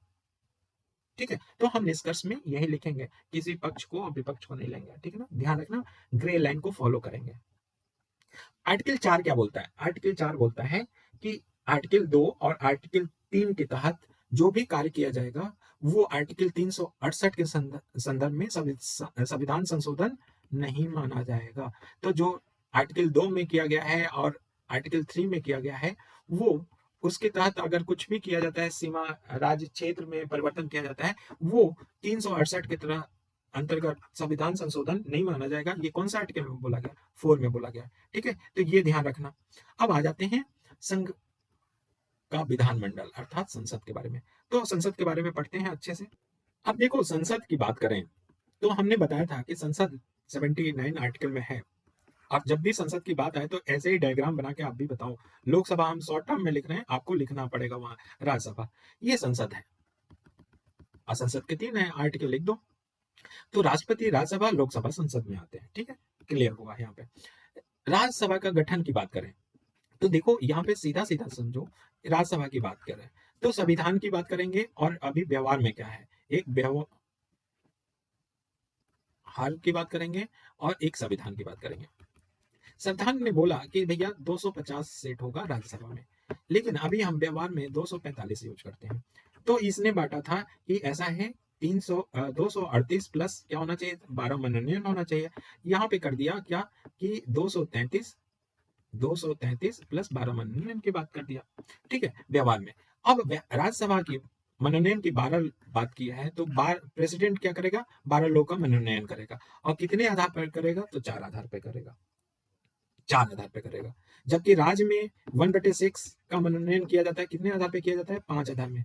तो उसमें एक आधार एक्स्ट्रा हो जाता है, और वो कौन है, होती हैं समितियां या सहकारी संस्थाएं। ठीक है, तो हम इससे पहले ये देखो कि संविधान में कितना 250, 238 निर्वाचित मनोनीत 12, लेकिन अभी कितना है 245, 233 निर्वाचित, 12 मनोनीत होते हैं। अब 12 मनोनीत होते हैं, वो 4 आधार पे होते हैं, साहित्य, समाज सेवा, कला और विज्ञान। ठीक, अब आ जाते हैं नेक्स्ट कि इनका निर्वाचन कैसे होता है। इनका निर्वाचन कैसे होता है, तो देखो राज्यसभा का निर्वाचन, राज्यसभा का निर्वाचन जैसे यूपी है, तो यूपी अपने विधानसभा के जो मेंबर होंगे, वो विधान सभा के मेंबर निर्वाचित करके भेजेंगे। इसको डिटेल में कैसे होगा, लेकिन अभी केवल छोटा सा बेस बता रहे हैं। वो यूपी के विधानसभा के लोग क्या करेंगे, राज्यसभा में निर्वाचित करके भेजेंगे। ठीक है, और निर्वाचन कैसा होगा, तो वो अप्रत्यक्ष होगा, क्योंकि विधानसभा यहाँ चुन रही है, यहाँ जनता नहीं इन्वॉल्व हो रही है, तो कैसा होगा, अप्रत्यक्ष होगा। वैसे ही जैसे प्रेसिडेंट का, वाइस प्रेसिडेंट का बताया था, अप्रत्यक्ष होगा, अनुपातिक होगा, एकल संक्रमणीय होगा। तो अप्रत्यक्ष निर्वाचन होगा, अनुपातिक होगा और एकल संक्रमणीय होगा। ठीक है, और राज्य विधानसभा के जितने निर्वाचित सदस्य हैं वही वोट डालेंगे, ये ध्यान रखना।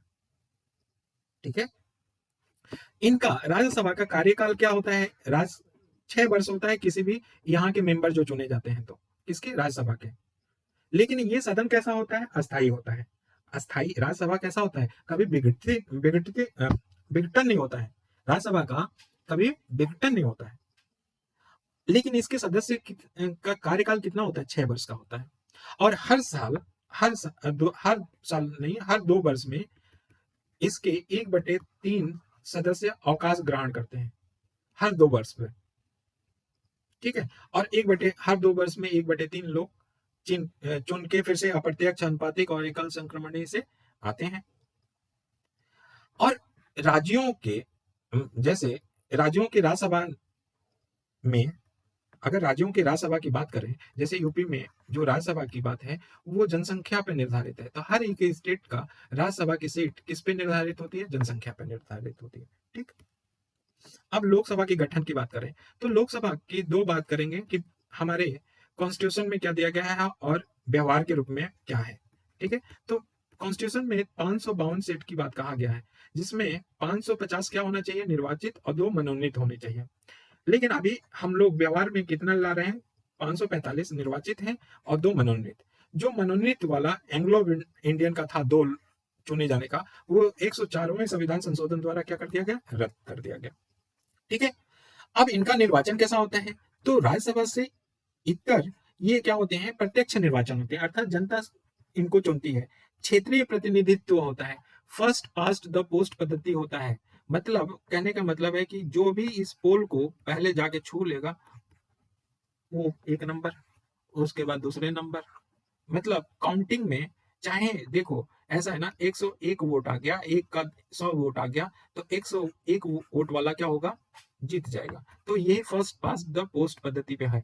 सार्वभौमिक मताधिकार होता है, पे चुनाव होता है। जो लोकसभा है उनका कार्यकाल कितना होता है, 5 वर्ष होता है, अर्थात लोकसभा कैसा होता है, अस्थायी सदन होता है। ठीक है, निम्न सदन बोला जाता है इसको। उच्च सदन किसको बोलते हैं, राज्यसभा को बोलते हैं। राज्यों को लोकसभा में जनसंख्या के अनुपात में सीटें अब क्या किया गया है, लोकेट किया गया है। मतलब राज्यसभा में भी जनसंख्या में था, और लोकसभा में भी जनसंख्या के अनुपात में क्या किया गया है, सीटें एलोकेट किया गया है। ठीक है, निर्धारित किया गया है, आवंटित किया गया है। पानी पी लेते हैं, उसके बाद आगे। तो जनसंख्या के आधार पे सीटें क्या किया गया है, एलोकेट किया गया है। ठीक है ना, अब आते हैं नेक्स्ट कि क्षेत्रीय प्रतिनिधित्व होता क्या है। अब ये तो जानना है ना कि क्या होता है। तो देखो, किसी भी पूरे देश को, अगर लोकसभा की बात करें, तो पूरे देश को क्षेत्र में बांट दिया जाता है। ठीक है, और केस में उस क्षेत्र को बोलते हैं निर्वाचन क्षेत्र, जितने क्षेत्र में। और उसी निर्वाचन क्षेत्र में एक प्रतिनिधि को क्या किया जाता है, वोटिंग कराया जाता है, चुना जाता है, उसी को बोलते हैं क्षेत्रीय प्रतिनिधित्व। समझ रहे हो मेरी बात, कि पूरे देश को निर्वाचन क्षेत्र में बांट दिया जाता है और निर्वाचन क्षेत्र जो होता है उसमें से कोई एक प्रतिनिधि चुना जाता है, उसको बोलते हैं क्षेत्रीय। उस क्षेत्र का वो प्रतिनिधि होता है, उसको वही रिप्रेजेंट करता है उस क्षेत्र को। तो भारत में क्षेत्रीय प्रतिनिधित्व का आधार क्या है? जनसंख्या है। जनसंख्या के आधार पर निर्वाचन क्षेत्र बनाया गया है। अब क्या होता है कि देखो, ऐसा है ना कि ये क्षेत्र है पूरा भारत, इमेजिन करो, और हमने क्या कर दिया, एग्जाम्पल के लिए, ऐसा नहीं है, 4 हैं और इन 4 निर्वाचन क्षेत्र में बांट दिया भारत को। हमने एग्जाम्पल लिया है, ये नहीं कि 4 में हो, आप लोग लिख के आ जाओ, बढ़िया मस्त नंबर मिलेगा, फिर नहीं, हम एग्जाम्पल ले रहे हैं समझने के लिए। अब क्या होगा कि मान लो कि यहाँ पे 1 लाख लोग हैं, 1 लाख है, और यहाँ भी 1 लाख हो जाए, ठीक है, यहाँ भी 1 लाख हो जाए और यहाँ भी 1 लाख हो जाए। जनसंख्या के समरूपता बनाने के लिए क्या किया जाता है, एक परिसीमन आयोग का गठन किया जाता है। परिसीमन आयोग, तो किसी निर्वाचन क्षेत्र में जनसंख्या का, आप समझ लोगे कि जो भी विभिन्न निर्वाचन क्षेत्र हैं उनमें जनसंख्या संबंधी समरूपता बनाने के लिए एक आयोग का गठन होता है, जिसको परिसीमन आयोग कहा जाता है। तो परिसीमन आयोग क्या है, ये पूछ ले तो बता दोगे? तो परिसीमन आयोग का सिर्फ और सिर्फ सरोकार है कि जनसंख्या समरूपता बनाना है, और किस में बनाना है, तो निर्वाचन क्षेत्र में। ऐसा नहीं है कि एक निर्वाचन क्षेत्र में 50 लाख लोग हो और एक निर्वाचन क्षेत्र में 25 लाख हो, नहीं, ऐसा नहीं है, लगभग इक्वल, एकदम तो हेड काउंट नहीं किया जा सकता, लेकिन लगभग इक्वल बनाया जाता है, ठीक है ना। और किसके द्वारा किया जाता है, ये परिसीमन आयोग के द्वारा। तो हमारे ख्याल से परिसीमन आयोग भी समझ गया, तो क्वेश्चन कभी भी पूछा जा सकता है। तो परिसीमन आयोग में एक चुनाव आयोग भी पार्टिसिपेट करता है, इसका मेंबर होता है। इसका अध्यक्ष कौन होता है, तो सुप्रीम कोर्ट का कोई रिटायर्ड जज होता है। परिसीमन आयोग का अध्यक्ष कौन होता है, तो सुप्रीम कोर्ट का कोई रिटायर्ड जज होता है, ठीक है। और यह न्यायिक पुनरावलोकन से परे होता है। तो परिसीमन आयोग का जुडिशियल रिव्यू कर सकते हैं? जी नहीं, नहीं कर सकते, तो ये ध्यान रखना, ठीक है ना। फर्स्ट पास्ट द पोस्ट पद्धति, देखो हमने बोला ना कि 4 लोग हैं, A B C D E, एक को 10% वोट मिला, एक को 8% मिला, एक को 12% मिला, एक को 40% मिला, एक को 30%। तो इसमें सबसे ज्यादा 40% हुआ ये पोस्ट, ठीक है ना। तो ये फर्स्ट आया, उसके बाद पोस्ट को, मतलब ये लोग दूसरे तीसरे ऐसे आधार पे दिया जाएगा। अब ये फर्स्ट पास्ट द पोस्ट पद्धति समझ गया। इस पद्धति में उस उम्मीदवार को निर्वाचित घोषित कर दिया जाता है जिसे सबसे अधिक वोट प्राप्त होता है। सिंपल सी बात, इसमें है नहीं। लेकिन जमानत जब्त की बात क्या है, जमानत जब्त का मतलब है कि जितना वोट पड़ा है उसका 1/6 देखें परसेंट से कम हो तो उसका जमानत क्या हो जाएगा, जब्त हो जाएगा। तो 1/6 का मतलब 100 से डिवाइड कर दो, और 100 से डिवाइड करोगे तो कितना आएगा, अब डिवीजन भी कर, हाँ, तो डिवीजन करके वापस आ गए देखो 33%, 33.33, ठीक है ना। अब देखो कि इससे कम परसेंट से वोट जो पाया होगा उसका जमानत जब्त हो जाएगा, मतलब कुल वोट का 1/6 से नीचे अगर होगा तो जब्त हो जाएगा। तो 33% से देखो ये भाई साहब का जमानत जब्त जब्त जब्त हो जाएगा कि नहीं, ठीक है। इन भाई साहब का भी जब्त होगा जब 33% का होगा, अगर 100% पड़ा हो तब हो जाएगा, ठीक है ना। तो अगर उससे कम होगा तो क्या कर रहे हो जाएगा, जमानत जब्त हो जाएगा। कुल वोट की संख्या से 1/6 से भी कम हो तो जमानत जब्त हो जाएगा। तो जमानत जब्त समझ गए। अब आ जाते हैं हम लोग संसद का सदस्य बनने की योग्यता क्या हो। तो पहला है कि भारत का नागरिक होना चाहिए, ठीक है। अब यहीं पे हम विधान सभा भी बोलते जाएंगे। देखो भारत का नागरिक, यहाँ भी भारत का नागरिक, यहाँ लोकसभा के लिए न्यूनतम वर्ष कितना होना चाहिए, 25 वर्ष होना चाहिए। जबकि विधानसभा के लिए भी कितना होना चाहिए, 25 वर्ष होना चाहिए।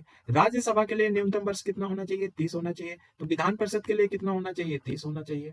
लाभ का पद क्या हो, धारण नहीं करता हो, ये सबके लिए अप्लीकेबल हो। पागल या विकृत चित्त न हो, मनोविकृत न हो, वो नहीं होना चाहिए। घोषित दिवालिया न हो। तो दिवालिया क्या होता है, दिवालिया का मतलब है, घोषित दिवालिया ना हो, इसका मतलब ये होता है जिसकी परिसंपत्ति कम हो और दिखाए क्या ज्यादा, तो उसको दिवालिया कहते हैं। जिसकी परिसंपत्ति क्या हो, कम हो और दिखाए ज्यादा, तो उसको क्या बोलते हैं, दिवालिया। ठीक है, तो वो संसद बनने, अगर पागल है तो वो संसद बनने की योग्यता नहीं रखता। ठीक है, तो क्या होना चाहिए, भारत का नागरिक होना चाहिए, लोकसभा के लिए सीट कितना, 25, राज्यसभा के लिए न्यूनतम सीट 30, लाभ का पद धारण न करता हो, पागल या विकृत चित्त न हो, घोषित दिवालिया न हो, और न्यायालय द्वारा 2 वर्ष या उससे अधिक सजा पाने वाला व्यक्ति सजा अवधि के साथ साथ अगले 6 वर्ष तक चुनाव नहीं लड़ सकता। तो 2 वर्ष या 2 वर्ष से अधिक ऊपर जो सजा पाया है, तो सजा पाने की जो अवधि है वो तो है ही है, उसके अगले 6 वर्ष तक चुनाव नहीं लड़ सकता। ये संसद सदस्य बनने की योग्यताएं हैं। ठीक है, अब आ जाओ, संसद सदस्य की समाप्ति कैसी होती है।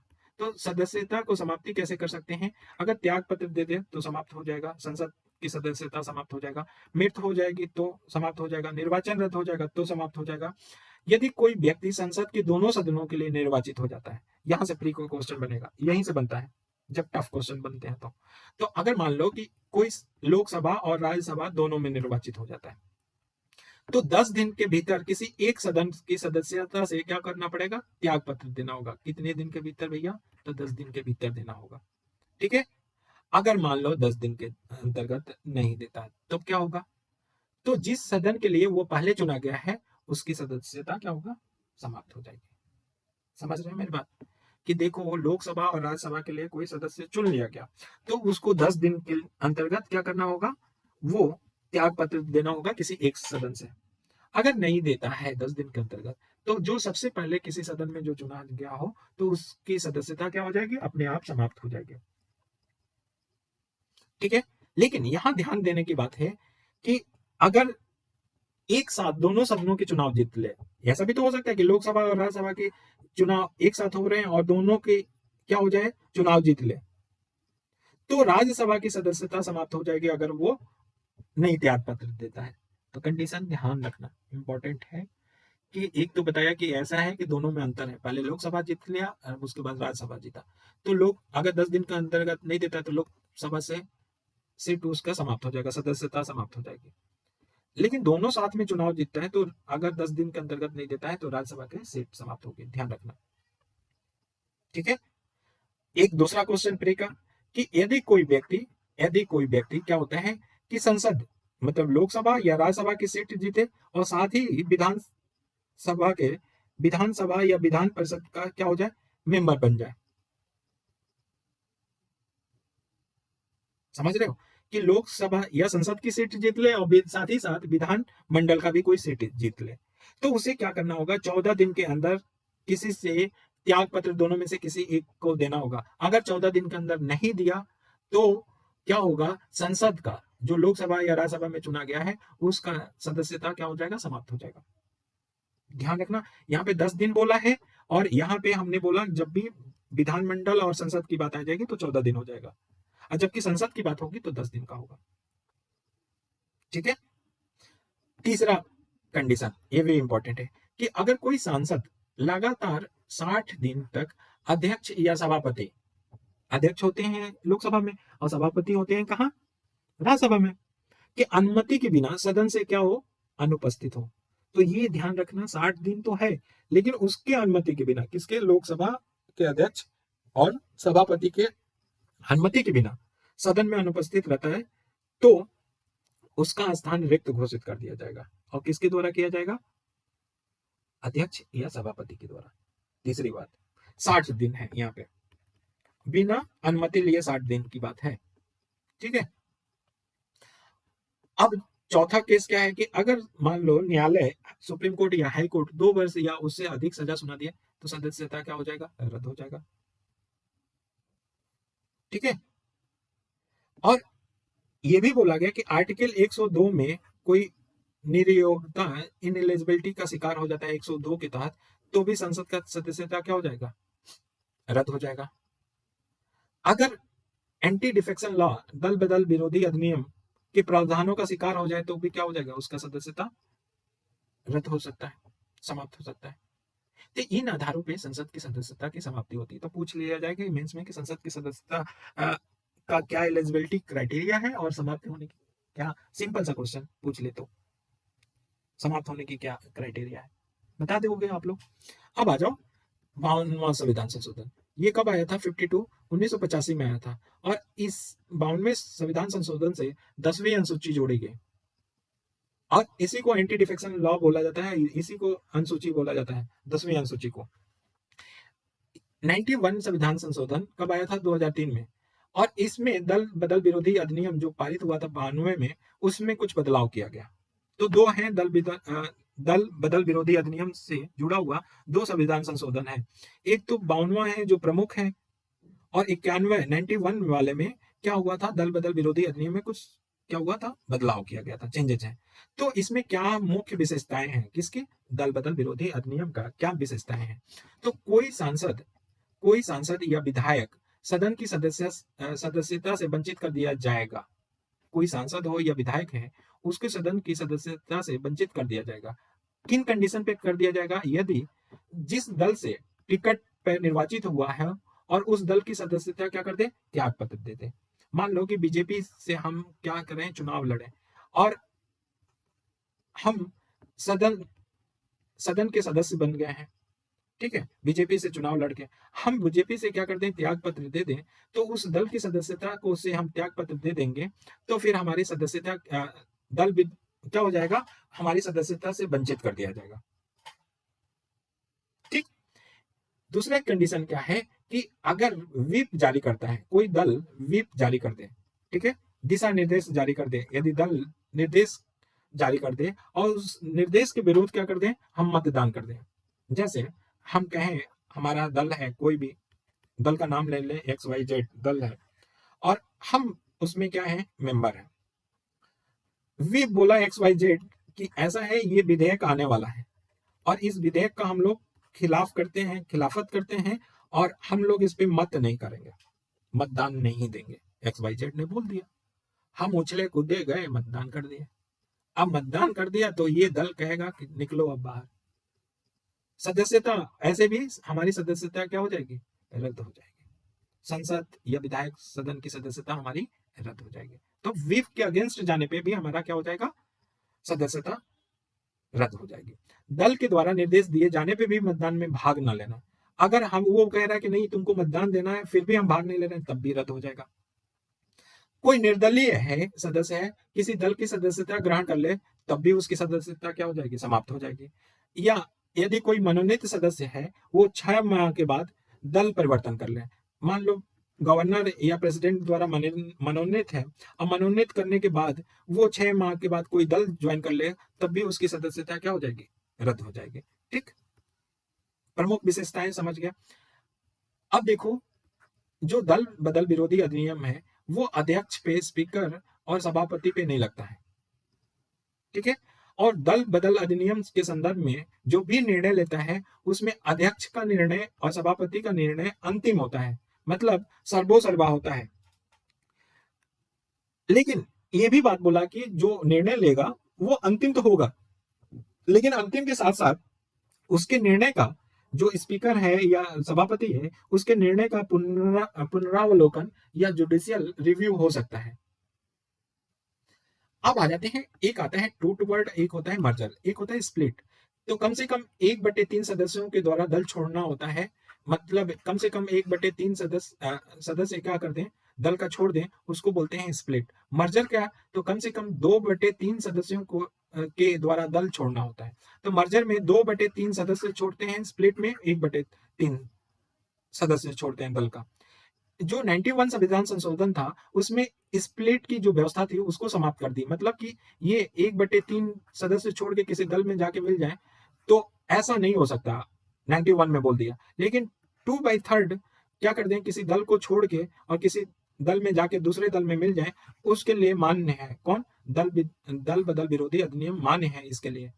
मतलब ये गलत नहीं होगा, ऐसा नहीं होगा कि 2/3 वाले में जो सदस्य होंगे वो अयोग्य हो जाएंगे या वंचित कर दिया जाएगा इनकी सदस्यता। लेकिन हाँ, 1/3 है, पहले तो नहीं था 91 से पहले, संविधान संशोधन से पहले, लेकिन 91 संविधान संशोधन के आने के बाद अब ये क्या हो जाएगा? दल बदल विरोधी हो जाएगा, ठीक है ना। तो ये ध्यान रखना। अच्छा, दल बदल विरोधी अधिनियम की आलोचना किया जाता है, एंटी डिफेक्शन लॉ की आलोचना किया जाता है। क्यों किया जाता है? इसको अच्छे से समझो, और ये करंट में न्यूज में है, तो इसे हमें अच्छे से समझना भी चाहिए। देखो, आलोचना किस बात पे किया जाता है? आलोचना किया जाता है कि बोला जाता है कि एंटी डिफेक्शन लॉ इतना कठोर है कि सांसदों की क्या स्वतंत्रता समाप्त कर देता है। कहने का मतलब कि इतना कठोर है कि जनप्रतिनिधि से क्या बना देता है? दल प्रतिनिधि बना देता है।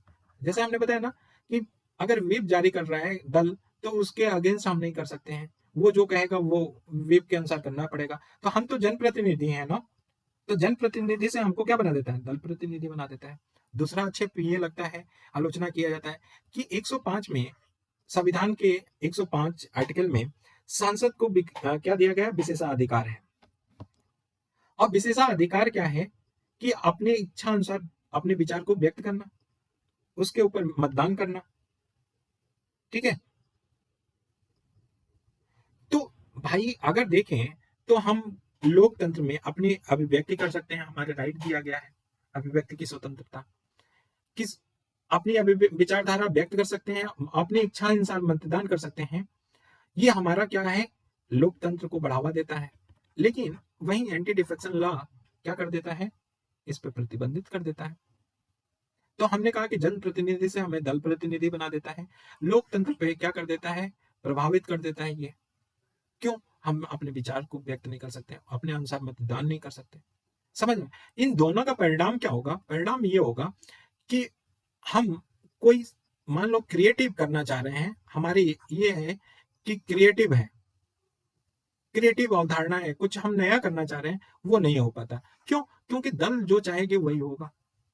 तो परिणाम ये, क्रिएटिव नहीं बन पा रहे हैं, प्रभावी नहीं हो पाएंगे। ठीक है? दूसरा ये होगा कि जो दल एंटी डिफेक्शन लॉ है, संसद के बाहर सांसदों के आचरण के नियंत्रण करने में असमर्थ है। वो बाहर जाके क्या बोले? संसद में भले क्या मतदान भले ना किए दल के अनुसार, मतदान नहीं किया, लेकिन बाहर जाके चिल्ला के बोला कि अरे ये दल की वजह से बोला गया, दल की वजह से नहीं किया। तो बाहर जो आचरण कर रहा है उस पे तो नहीं है, नियंत्रण कर सकता है। यही नहीं, जैसे कि हम क्या कर सकते हैं कि एक दल को छोड़ के दूसरे दल को क्या कर लें? ज्वाइन कर लें। तो ये संसद में तो है, लेकिन हम बाहरी रूप से बाहर जाएं, संसद से बाहर, तो बाहर जाके तोड़ फरोख्त तो होती ही रहती है। तो बाहर में भी ये चीजें देखने को, मतलब ये आक्षेप लाया जाता है कि नियंत्रण नहीं कर पाता है बदल विरोधी अधिनियम, संसद के बाहर सांसदों के आचरण को नियंत्रित करने में असमर्थ है। तीसरा क्या है कि दल बदल विरोधी अधिनियम ये लोकतंत्र की आत्मा के विरोध है। ठीक है? और लोकतंत्र के विरोध क्यों है? हमने कहा कि अपनी अभिव्यक्ति नहीं कर पाएंगे, अपने मत नहीं रख पाएंगे, अपने विचार को प्रकट नहीं कर पाएंगे। ठीक है? ये तो है ही है। साथ में जो अध्यक्ष हैं अध्यक्ष हैं और ये या सभापति हैं, उनके निर्णय, क्योंकि दल एंटी डिफेक्शन लॉ में सर्वोसर्वा कौन है? स्पीकर होता है। और उनका निर्णय जो होता है वो अक्सर पक्षपातपूर्ण होता है। पक्षपातपूर्ण होगा, चाहे वो समय लें ज्यादा घोषित, अगर उनके हित में है या उनके दल के हित में है, जो स्पीकर हैं उनके दल के हित में, तो समय लेगा, मतलब आयोग घोषित करने के लिए। ठीक है? ऐसे बहुत सारे केस हो सकते हैं। दूसरा क्या है कि अगर देखें तो ऐसा नहीं है कि हमेशा असफल ही रहा है। कहीं ना कहीं ये देखा जाए, एंटी डिफेक्शन लॉ वो पॉजिटिव भी रूप में देखने को मिला है। क्या होता था कि इससे पहले गठबंधन की राजनीति होती थी। गठबंधन की राजनीति में तोड़ फरोख्त ज्यादा देखा जाता था। जैसे अभी राजस्थान वाला केस में हुआ था ना, कि उनके मंत्री क्या हो गए हैं, एक जगह कहीं होटल में बंद कर दिए गए। ठीक है? ऐसे बहुत सारे केस सुनने में आता है। तो तोड़ फरोख्त होता है, तो ऐसे केस को रोकना तो जरूरी है गठबंधन की राजनीति में। क्यों? मान लो कि एक केवल 20 सीट पाया है, एक 80 है सीट पाया है, दो राजनीतिक दल हैं और भी हैं, तीन चार और कुछ ऐसे हैं, और वहां पे है कि 90 सीट चाहिए, तो सत्ता बन जाएगी। तो कायदे से 80 वाले को जाके गवर्नर के पास देना चाहिए, नियम तो यही कहता है। लेकिन 20 वाला उछलने लगेगा और वो तोड़ने लगेगा, ये तोड़ेगा यहाँ से, फिर यहाँ की कुछ लेके 90 बना लेगा। तो ऐसी राजनीति को रोकता है कौन? दल बदल विरोधी अधिनियम रोकता है। तो गठबंधन की राजनीति को अस्थायी अस्थायित्व पे क्या करता है? नियंत्रण करता है। या गठबंधन की राजनीति है, जैसे आरजेडी है और बीजेपी है, एक साथ है, आई हैं चुनाव लड़के। अब क्या होगा कि ये दोनों के साथ मिलके जितना हमें चाहिए था उस स्टेट में तो सत्ता बना लिया। अब ये छोड़ के कुछ आरजेडी के नेता चले गए, तो फिर जितना निर्धारित है कोटा निर्धारित है इस सत्ता बनाने के लिए, वो सत्ता बना नहीं पाएगा, तो सरकार क्या हो जाएगी, गिर जाएगी। तो राजनीतिक अस्थायित्व पे नियंत्रण किया है। ठीक है। दूसरा क्या है कि भ्रष्टाचार रोकने में भी प्रभावशाली भूमिका निभाया है कौन, दल बदल विरोधी। वरना ऐसा होता, अगर दल बदल विरोधी अधिनियम नहीं होता तो कोई भी 1 करोड़ रुपया लेके दूसरे दल में शामिल हो जाता, तो भ्रष्टाचार बढ़ता कि नहीं बढ़ता।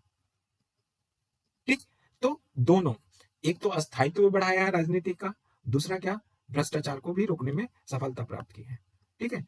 अब आ जाए संसद के पदाधिकारी की बात में करें तो लोकसभा में अध्यक्ष होता है, उपाध्यक्ष होता है, राज्यसभा में सभापति होता है, और सभापति कौन होता है, उपराष्ट्रपति होता है जिसको पदेन सभापति बोला जाता है, और उपसभापति होता है। तो राज्यसभा में सभापति और उपसभापति, लोकसभा में स्पीकर और सब स्पीकर। ठीक है, या डिप्टी स्पीकर। निर्वाचन, निर्वाचन देखो लोकसभा में सदस्य द्वारा आपस में ही साधारण बहुमत से निर्वाचित किया जाता है।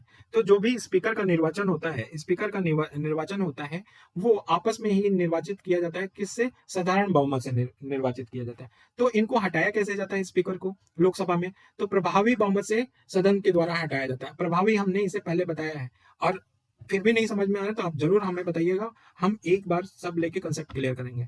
ठीक है, प्रभावी बहुमत से हटाया जाता है। ठीक है, यहाँ पे विशेष बहुमत मत मारना भाई, असाधारण बहुमत। प्रभावी है तो प्रभावी ही मारना स्पीकर के लिए। ठीक है, ध्यान रखना। ठीक।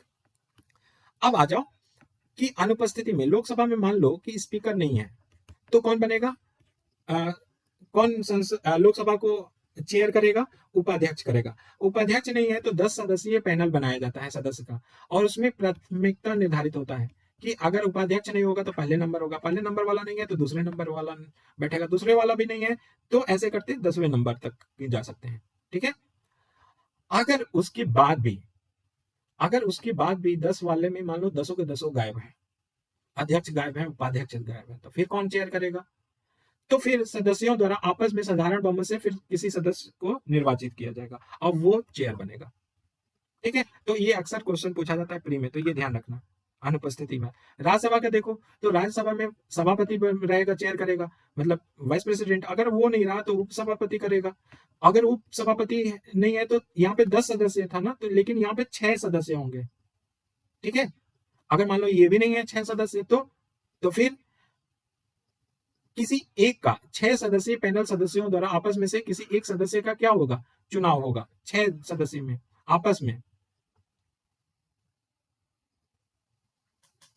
ठीक है, तो ध्यान रखना कि इन एक चीज ध्यान रखना, हम कंसेप्ट बनाने के लिए यहाँ पे एक बता दे रहे हैं कि स्पीकर का ले लें, स्पीकर का ले मतलब लोकसभा की बात करें, और यहाँ राज्यसभा की बात कर रहे हैं। हम कह रहे हैं कि स्पीकर नहीं हुआ तो डिप्टी स्पीकर, ये भी नहीं हुआ तो हमने कहा कि 10 है, उसमें क्रम निर्धारित किया जाता है। और क्रम निर्धारित भी कैसे किया जाता है, आपस में जो 10 हैं वो सदस्य क्या करेंगे, आपस में ही निर्धारित करेंगे, भैया तुम 1 नंबर ले लो, तुम 2 नंबर ले लो, तीसरा न ले लो।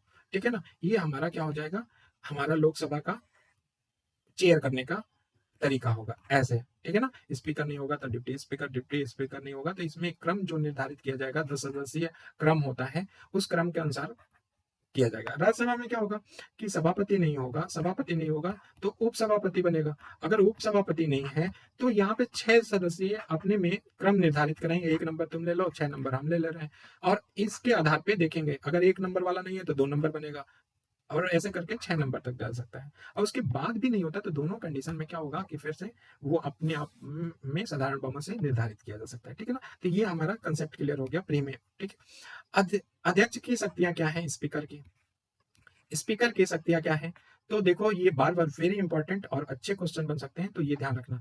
सदन की प्रक्रिया का संचालन कौन करेगा, अध्यक्ष करेगा, चाहे लोकसभा का हो चाहे राज्यसभा का।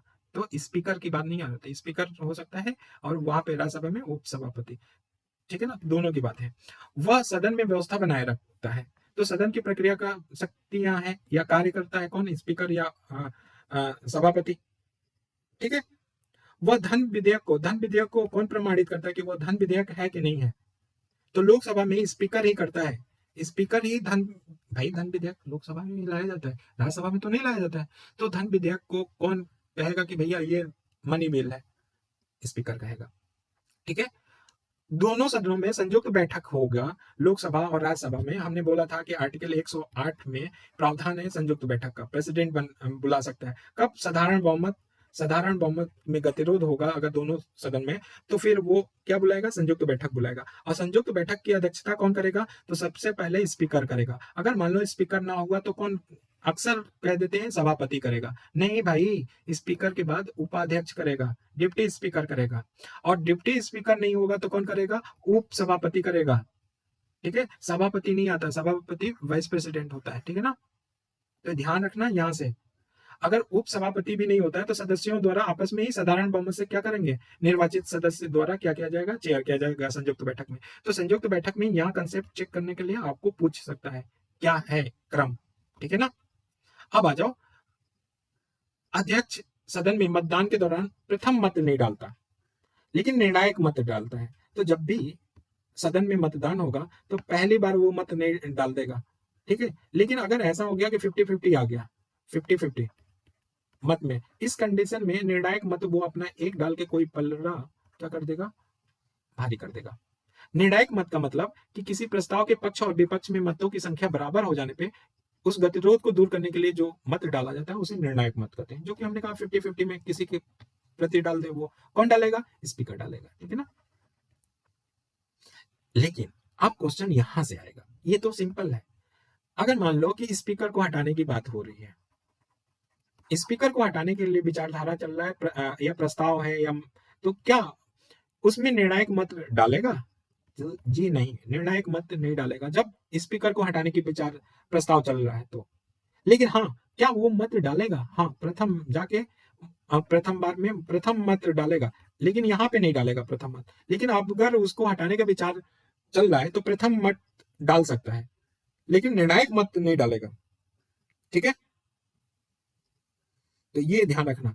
और दूसरी बात है, जब अध्यक्ष को हटाने का प्रस्ताव चल रहा है तो अध्यक्ष क्या होता है, उस सदन में भले रहे लेकिन उस सदन का चेयर नहीं कर सकता, अध्यक्षता नहीं कर सकता। ये दो बात इंपॉर्टेंट है, ध्यान रखना, भूलना नहीं। क्वेश्चन गलत होगा तो समझ लेना क्या करेंगे। हाँ, यहाँ से अच्छे क्वेश्चन बन सकते हैं प्री के लिए। देखो, जो क्वेश्चन आप समझ में आ रहा होगा कि मेंस पढ़ने का क्या फायदा है। ठीक है, सदन के सत्र के दौरान वह बैठकों का स्थगन करता है। और बैठक का स्थगन कितने प्रकार के हो सकते हैं, दो प्रकार से। अभी कार्य पे चल रहे हैं तो सदन के बैठक का स्थगन कितने प्रकार के हो सकते हैं, दो प्रकार से। और स्पीकर कर सकता है वो साधारण स्थगन होता है, एक साइन डाई होता है। साधारण स्थगन में क्या होता है कि भाई ऐसा बोले कि हाँ स्थगन हो रहा है ये संसद, और तिथि बोल दिया है कि इस दिन को इतने बजे फिर से हम लोग आएंगे। साइन डाई स्थगन क्या होता है, साइन डाई स्थगन में अनिश्चितकालीन स्थगन होता है जिसमें कोई तिथि समय आदि नहीं बताया जाता है। ठीक है, और दल बदल अधिनियम के संदर्भ में अंतिम निर्णय कौन लेता है, स्पीकर लेता है। तो इसका कार्य और शक्तियां हो गई। ठीक है, अब आता है कि इस स्पीकर के कार्य से क्या क्या बवाल उठते हैं, और ये क्वेश्चन मुझे लगता है कि अभी तक नहीं आया तो आना ही चाहिए। जैसे मेंस में तो अध्यक्ष के पद से संबंधित विवाद, और बहुत सारे विवाद चले हैं। कर्नाटक का चला है, इधर राजस्थान वाला चला है, फिर उत्तराखंड वाला तो चला ही है। तो ये अध्यक्ष के पद से संबंधित विवाद क्या है उसको देख लेते हैं। तो पहला क्या है विवाद, कि लोकसभा के अध्यक्ष को प्रतिष्ठा सम्मान भारत में नहीं प्राप्त है, पहली बात, लेकिन ब्रिटिश में है। ठीक है, कहने का मतलब जरा सा अच्छे से समझना इस पॉइंट को, क्योंकि आईएएस में मेंस में क्वेश्चन बन चुका है इस पे, कि जो लोकसभा के अध्यक्ष को प्रतिष्ठा सम्मान मिलना चाहिए वैसा नहीं मिला है जैसा ब्रिटेन में मिला है। ब्रिटेन में जैसा मिला है वैसा नहीं मिला है। भारत में लोकसभा के अध्यक्ष का पद जो है ना, वो पक्षपात पूर्ण आचरण करता है। पक्षपात पूर्ण आचरण करने के कारण ये कई बार विवादों में आ जाता है। तो हम कभी भी ध्यान रखना, जब भी इंट्रो देना है विवाद में तो ब्रिटेन से कंपैरिजन जरूर करेंगे। और क्यों करेंगे आगे बता रहे हैं कि लोकसभा का अध्यक्ष उतना प्रतिष्ठित या सम्मानित नहीं माना जाता जितना कि ब्रिटेन में माना जाता है। और भारत की लोकसभा के अध्यक्ष का पद पक्षपातपूर्ण आचरण के कारण कई बार विवादों में घिर जाता है। ये हमारा इंट्रो होगा, अगले वाला को समझ में आ जाएगा कि दशा और दिशा क्या होगा आंसर का।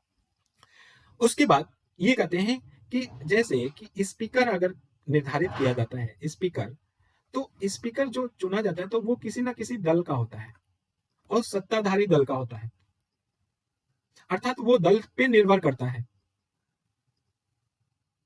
ठीक है, तो ये स्पीकर कहीं ना कहीं दल से जुड़ा हुआ है, तो दल के हित को, जो दल का हित है उसको देखता रहता है और राजनीतिक हित से ऊपर उठकर निष्पक्ष निर्णय नहीं लेता है। कौन? स्पीकर। वो दल के पक्ष में लेता है। ठीक है, पहली बात। दूसरी बात है कि जब इस दल का स्पीकर चुना गया है तो वो अपनी दल से सदस्यता का त्यागपत्र नहीं देता, भारत का स्पीकर। ठीक है, दूसरी इंपॉर्टेंट बात। और अध्यक्ष बनने के बाद स्पीकर भी बन गया है, फिर भी वो दल के क्रियाकलापों में सक्रिय रूप से पार्टिसिपेट करता है। फिर अगला जब चुनाव होता है तो उस दल का टिकट लेता है, फिर चुनाव जीतता है।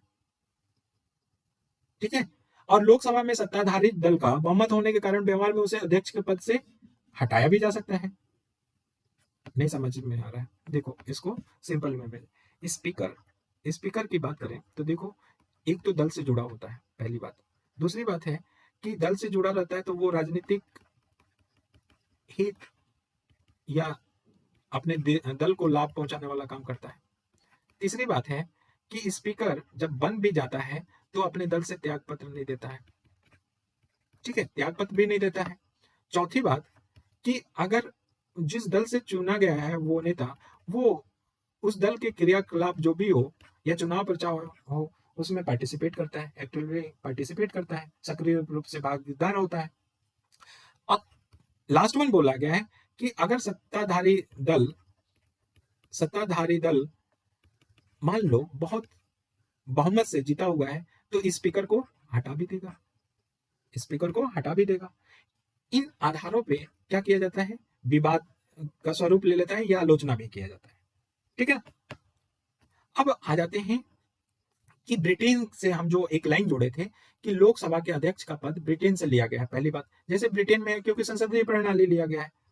ठीक है, तो ब्रिटेन में लोक सदन के अध्यक्ष का पद, जो ब्रिटेन है उसमें अध्यक्ष का पद या स्पीकर का पद बहुत प्रतिष्ठित और सम्मानित माना जाता है, जिसके कारण जो अध्यक्ष होता है, इसका कारण क्या है कि वो निष्पक्ष रूप से अपना कार्य या शक्तियों का यूज करता है, प्रयोग करता है, इसीलिए उसको प्रतिष्ठित और सम्मानित भी माना जाता है पद को। और ब्रिटिश में ऐसा बोला गया ना कि एक बार अध्यक्ष तो सदैव अध्यक्ष की परंपरा चलती है। ऐसा नहीं हो सकता कि अध्यक्ष बन गया तो वह सत्ताधारी हटा भी सकता है। एक बार अध्यक्ष तो सदैव अध्यक्ष की परंपरा चलती है। कहाँ? ब्रिटेन में। तो देखो क्यों ऐसा है, तो ब्रिटेन के अध्यक्ष का चुनाव आम सहमति से होता है। ठीक है, आम सहमति से कि इनको बनाना चाहिए। और अध्यक्ष निर्वाचित जैसे ही जो अध्यक्ष निर्वाचित हो जाता है तो जिस दल से होता है उस दल से त्याग पत्र दे देता है, जबकि भारत में ऐसा नहीं है। और जब वो चुनाव लड़ता है तो वो कोई भी दल उसके विरुद्ध उम्मीदवार खड़ा नहीं करता। मतलब कि इसके बाद भी चुनाव अगर वो लड़ना चाहे जो 5 साल के बाद, तो वो चुनाव के बाद अगर कोई स्पीकर जहां से लड़ रहा तो कोई भी दल इसके खिलाफ क्या किसी को खड़ा नहीं करेगा। इसीलिए बोला जाता है एक बार अध्यक्ष तो सदैव अध्यक्ष है। ठीक है ना, और ये क्वेश्चन मेंस में, आईएएस मेंस में आ चुका है। अब आगे बढ़ते हैं। प्रोटेम स्पीकर क्या होता है, तो प्रोटेम स्पीकर प्री में पूछा जाता है। तो ये जब नई लोकसभा गठित की जाती है तो इसमें क्या करता है प्रेसिडेंट, परंपरा के अनुसार, ठीक है, परंपरा के अनुसार जितने निर्वाचित सदस्य हैं संसद के या लोकसभा के, उसमें से जो सबसे वरिष्ठतम सदस्य होता है उसको प्रोटेम स्पीकर नियुक्त करता है। कौन करता है? प्रेसिडेंट करता है। ये परंपरा के अनुसार है। ठीक है, और प्रोटेम स्पीकर का कार्य क्या होता है कि जो नव निर्वाचित सदस्य हैं उनको शपथ दिलाए। और जब अध्यक्ष का चुनाव होता है, स्पीकर का चुनाव होता है, तो कौन चेयर करता है? उस समय प्रोटेम स्पीकर चेयर करता है। ठीक ना, तो ये दो कार्य होते हैं प्रोटेम स्पीकर का, तो ये ध्यान रखना। अब आ जाओ संसद के विशेषाधिकार। विशेषाधिकार दो प्रकार के होते हैं, एक व्यक्तिगत विशेषाधिकार, दूसरा सामूहिक विशेषाधिकार। व्यक्तिगत विशेषाधिकार में क्या है, आर्टिकल 105 में बोला गया है विशेषाधिकार की बात। तो व्यक्तिगत विशेषाधिकार में क्या है, देखो प्रत्येक सांसद के सदन में जो भी सांसद हैं वो सदन में अपने विचार अभिव्यक्ति को क्या दिया गया है, स्वतंत्रता दिया गया है, असीमित स्वतंत्रता प्राप्त है। अर्थात कहने का मतलब कि विशेषाधिकार है कि संसद में जाके आप अपनी अभिव्यक्ति और विचार को प्रकट कर सकते हो, ठीक है ना। और ऐसा नहीं है कि संसद में कोई वक्तव्य कह दिया गया है तो उसको न्यायालय के प्रति या न्यायालय में केस चला जाए या न्यायालय में जिम्मेदार ठहराया जाए, ठीक है ना। तो कोई भी संसद में कोई सांसद अभिव्यक्त करता है, व्यक्त करता है या वक्तव्य देता है तो उसे न्यायालय में जिम्मेदार नहीं ठहराया जा सकता है। लेकिन बात यह है कि संसद में किसी न्यायाधीश के आचरण पे, वेरी इंपॉर्टेंट ध्यान रखना कि संसद में किसी न्यायाधीश के आचरण पे तब तक टिप्पणी नहीं की जा सकती जब तक कि न्यायाधीश को हटाने का प्रस्ताव विचाराधीन ना हो। जब तक मान लो एक जज को हटाने का विचार प्रस्ताव आ रहा है तब जाके टिप्पणी किया जा सकता है। लेकिन ऐसा नहीं है कि अगर प्रस्ताव आया भी नहीं और एक्स जज के बारे में हम क्या कर रहे हैं, टिक्का टिप्पणी करने लगे, तो नहीं, ये मनाही है, ठीक है। प्रत्येक जो सांसद होते हैं वो सदन में इच्छा अनुसार मतदान की स्वतंत्रता होती है, ठीक है। तो ऐसा नहीं है कि वो उसके प्रति क्यों मतदान किया आप न्यायालय में केस ठोक दो, ऐसा नहीं है। तो सदन में इच्छा अनुसार मतदान करने की स्वतंत्रता होती है प्रत्येक सांसद को, और इसके लिए वह किसी न्यायालय में जिम्मेदार नहीं ठहराया जाएगा, ठीक है। जब भी सदन का सत्र चल रहा हो तो सत्र के दौरान, जब चल रहा हो तो सत्र में चलने के दौरान सांसद को, कोई भी सांसद हो, उसको न्यायालय में गवाही देने के लिए नहीं बुलाया जा सकता, ठीक है, न्यायालय में। और सत्र प्रारंभ होने के 40 दिन पहले और 40 दिन बाद, जो प्रारंभ हो रहा है उससे 40 दिन पहले और 40 दिन बाद तक किसी सांसद को, ठीक है, किसी सांसद को दीवानी मामले में गिरफ्तार नहीं किया जा सकता है, दीवानी मामले में, लेकिन अपराधी मामले में गिरफ्तार किया जा सकता है संसद को बता के, संसद के स्पीकर को बता के, ठीक है। ये है व्यक्तिगत विशेषाधिकार 105, ठीक है। क्या बोला कि किसी भी वो अपना विचार अभिव्यक्ति असीमित कर सकता है, उसके लिए न्यायालय में जिम्मेदार नहीं ठहराया जा सकता है, ठीक है। लेकिन इसमें कुछ एक्सेप्शन बोला कि भाई जज पे टिक्का टिप्पणी नहीं कर सकते किसी जज के आचरण पे, और तब तक नहीं कर सकते जब तक वो प्रस्ताव विचाराधीन ना हो उस सदन में। दूसरी बात बोला कि स्वतंत्र है, ठीक है, प्रत्येक सांसद क्या है, इच्छा अनुसार क्या कर सकता है, मतदान कर सकता है, उसके लिए ऐसा नहीं है कि न्यायालय में जिम्मेदार ठहराया जाएगा, ठीक है ना। और नेक्स्ट बोला कि वो सत्र के दौरान किसी न्यायालय में गवाही देने के लिए ऐसा नहीं हो कि न्यायालय उसको समन नोटिस जारी कर दे, ये बुलाया जाए। और 40 दिन पहले, सत्र स्टार्ट होने से 40 दिन पहले और 40 दिन बाद किसी सिविल मामले में गिरफ्तार नहीं किया जा सकता, लेकिन अपराधी मामले में किया जा सकता है। ये व्यक्तिगत विशेषाधिकार है। सामूहिक विशेषाधिकार पूरे सांसद को मिला है। क्या है कि सदन किसी भी बाहरी व्यक्ति, कोई भी बाहरी व्यक्ति है, वो कार्रवाई में पार्टिसिपेट करे या ना करे, उसका अधिकार किसको है, संसद को है, कि वो चाहे तो बाहरी व्यक्ति को निकाल सकता है या रख सकता है, ठीक है। ये विशेषाधिकार है। लेकिन अपवाद है, महान न्यायवादी ये हमेशा वहां पे पार्टिसिपेट कर सकता है, उसको नहीं निकाल सकता है। सदन को अपनी कार्यवाही को प्रकाशित करने या प्रकाशित होने की रोकने का भी अधिकार है।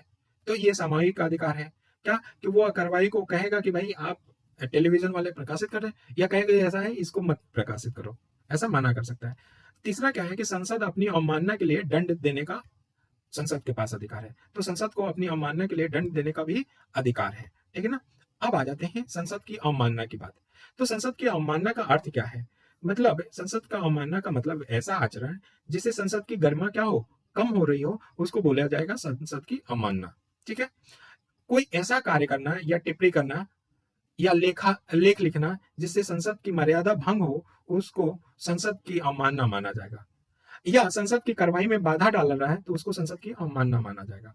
और संसद द्वारा मना करने पे भी कार्रवाई को क्या कर रहा है, प्रकाशित कर रहा है, तो उसको क्या किया जाएगा, संसद का अवमानना माना जाएगा। किसी मंत्री द्वारा सदन में गलत तथ्य प्रस्तुत कर दिया जाएगा, किया गया है तब भी उसको संसद का अवमानना माना जाता है। ठीक है ना, तो ये ध्यान रखना संसद की अवमानना क्या होता है। तो ये चीजें अब देखो, अवमानना होता है तो संसद कितने प्रकार का दंड दे सकती है। तो संसद दो प्रकार की दंड दे सकती है अवमानना होने पे।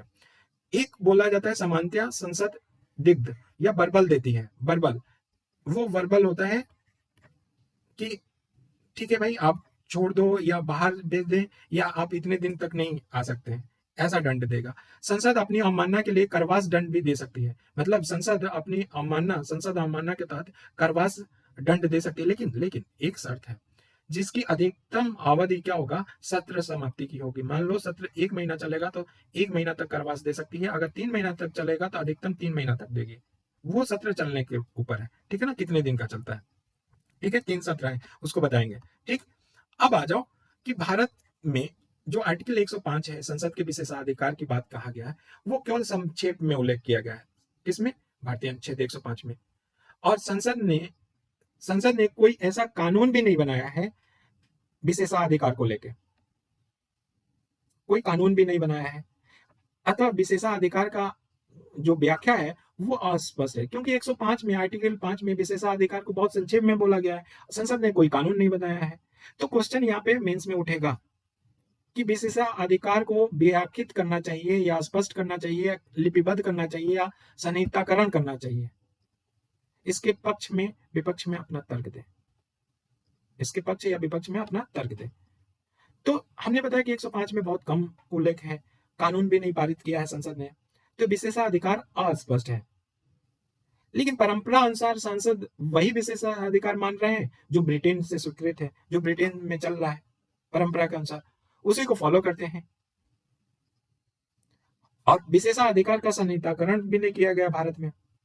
तो पूछा जाए कि भारत में विशेषाधिकार का संहिताकरण न होना के पीछे क्या कारण है, तो इसके पीछे दो कारण है। पहला, अगर विशेषाधिकार को हम क्या कर दें, कानून का रूप दे दें, संहिताकरण कर दें, ठीक है, तो क्या होगा, वो न्यायालय के क्षेत्राधिकार में आ जाएगा। न्यायालय उसको देखेगा और उस पे रोक भी लगा सकता है, कुछ कर सकता है, सुनवाई भी कर सकता है। जबकि विशेषाधिकार में कहा ना कि बोल सकते हैं, लेकिन उसके लिए ऐसा नहीं है कि न्यायालय के प्रति जिम्मेदार माना जाएगा। लेकिन अगर संहिताकरण आ जाएगा तो कुछ बातें आ जाएंगी, विशेषाधिकार क्या हो जाएगा, लिमिट हो जाएगा। पहली बात न्यायालय के क्षेत्राधिकार में। दूसरा क्या है कि विशेषाधिकार परंपरा के अनुसार आ रहा है, ब्रिटेन के परंपरा अनुसार, तो विशेषाधिकार को व्यापकता देता है, ज्यादा विस्तार देता है। अब वही संहिताकरण कर लेंगे तो वो एक लिस्ट बन जाएगा, तो वो कम सीमित हो जाएगा। तो संहिताकरण न करने के पीछे यही दो कारण है, ठीक है ना, भारत में। और वेरी इंपॉर्टेंट मेंस में आ सकते हैं। संसद के सत्र के बारे में देखो, तो संसद के सत्र के बारे में देखें तो आर्टिकल 85 के अनुसार संसद के 2 सत्रों के बीच में कितना होना चाहिए, 6 माह की अवधि होना चाहिए। आर्टिकल 85 में बोलता है कि संसद के 2 सत्रों के बीच में 6 माह का अंतर होना चाहिए। इसका मतलब कि प्रतिवर्ष संसद के कम से कम कितने सत्र होने चाहिए, 2 सत्र होना चाहिए। तो कितने सत्र बुलाना चाहिए, अधिकतम कितना सत्र है, तो ये ध्यान रखना, संसद अनंत सत्र बुला सकता है, प्रेसिडेंट अनंत सत्र, ऐसा नहीं कि 2 ही होना चाहिए। लेकिन परंपरा के अनुसार 3 सत्र चलते हैं, एक बजट सत्र, एक मानसून सत्र, एक शीतकालीन सत्र, ठीक है, 3 सत्र चलते हैं। तो बजट सत्र में अब हमारे ख्याल से टॉपिक ज्यादा हो रहा है और टाइम भी ज्यादा हो रहा है, तो इसलिए मैं यहीं पे स्टॉप कर देता हूँ। नेक्स्ट लेक्चर में सत्र के ऊपर डिस्कशन करेंगे। चलिए, थैंक यू सो मच।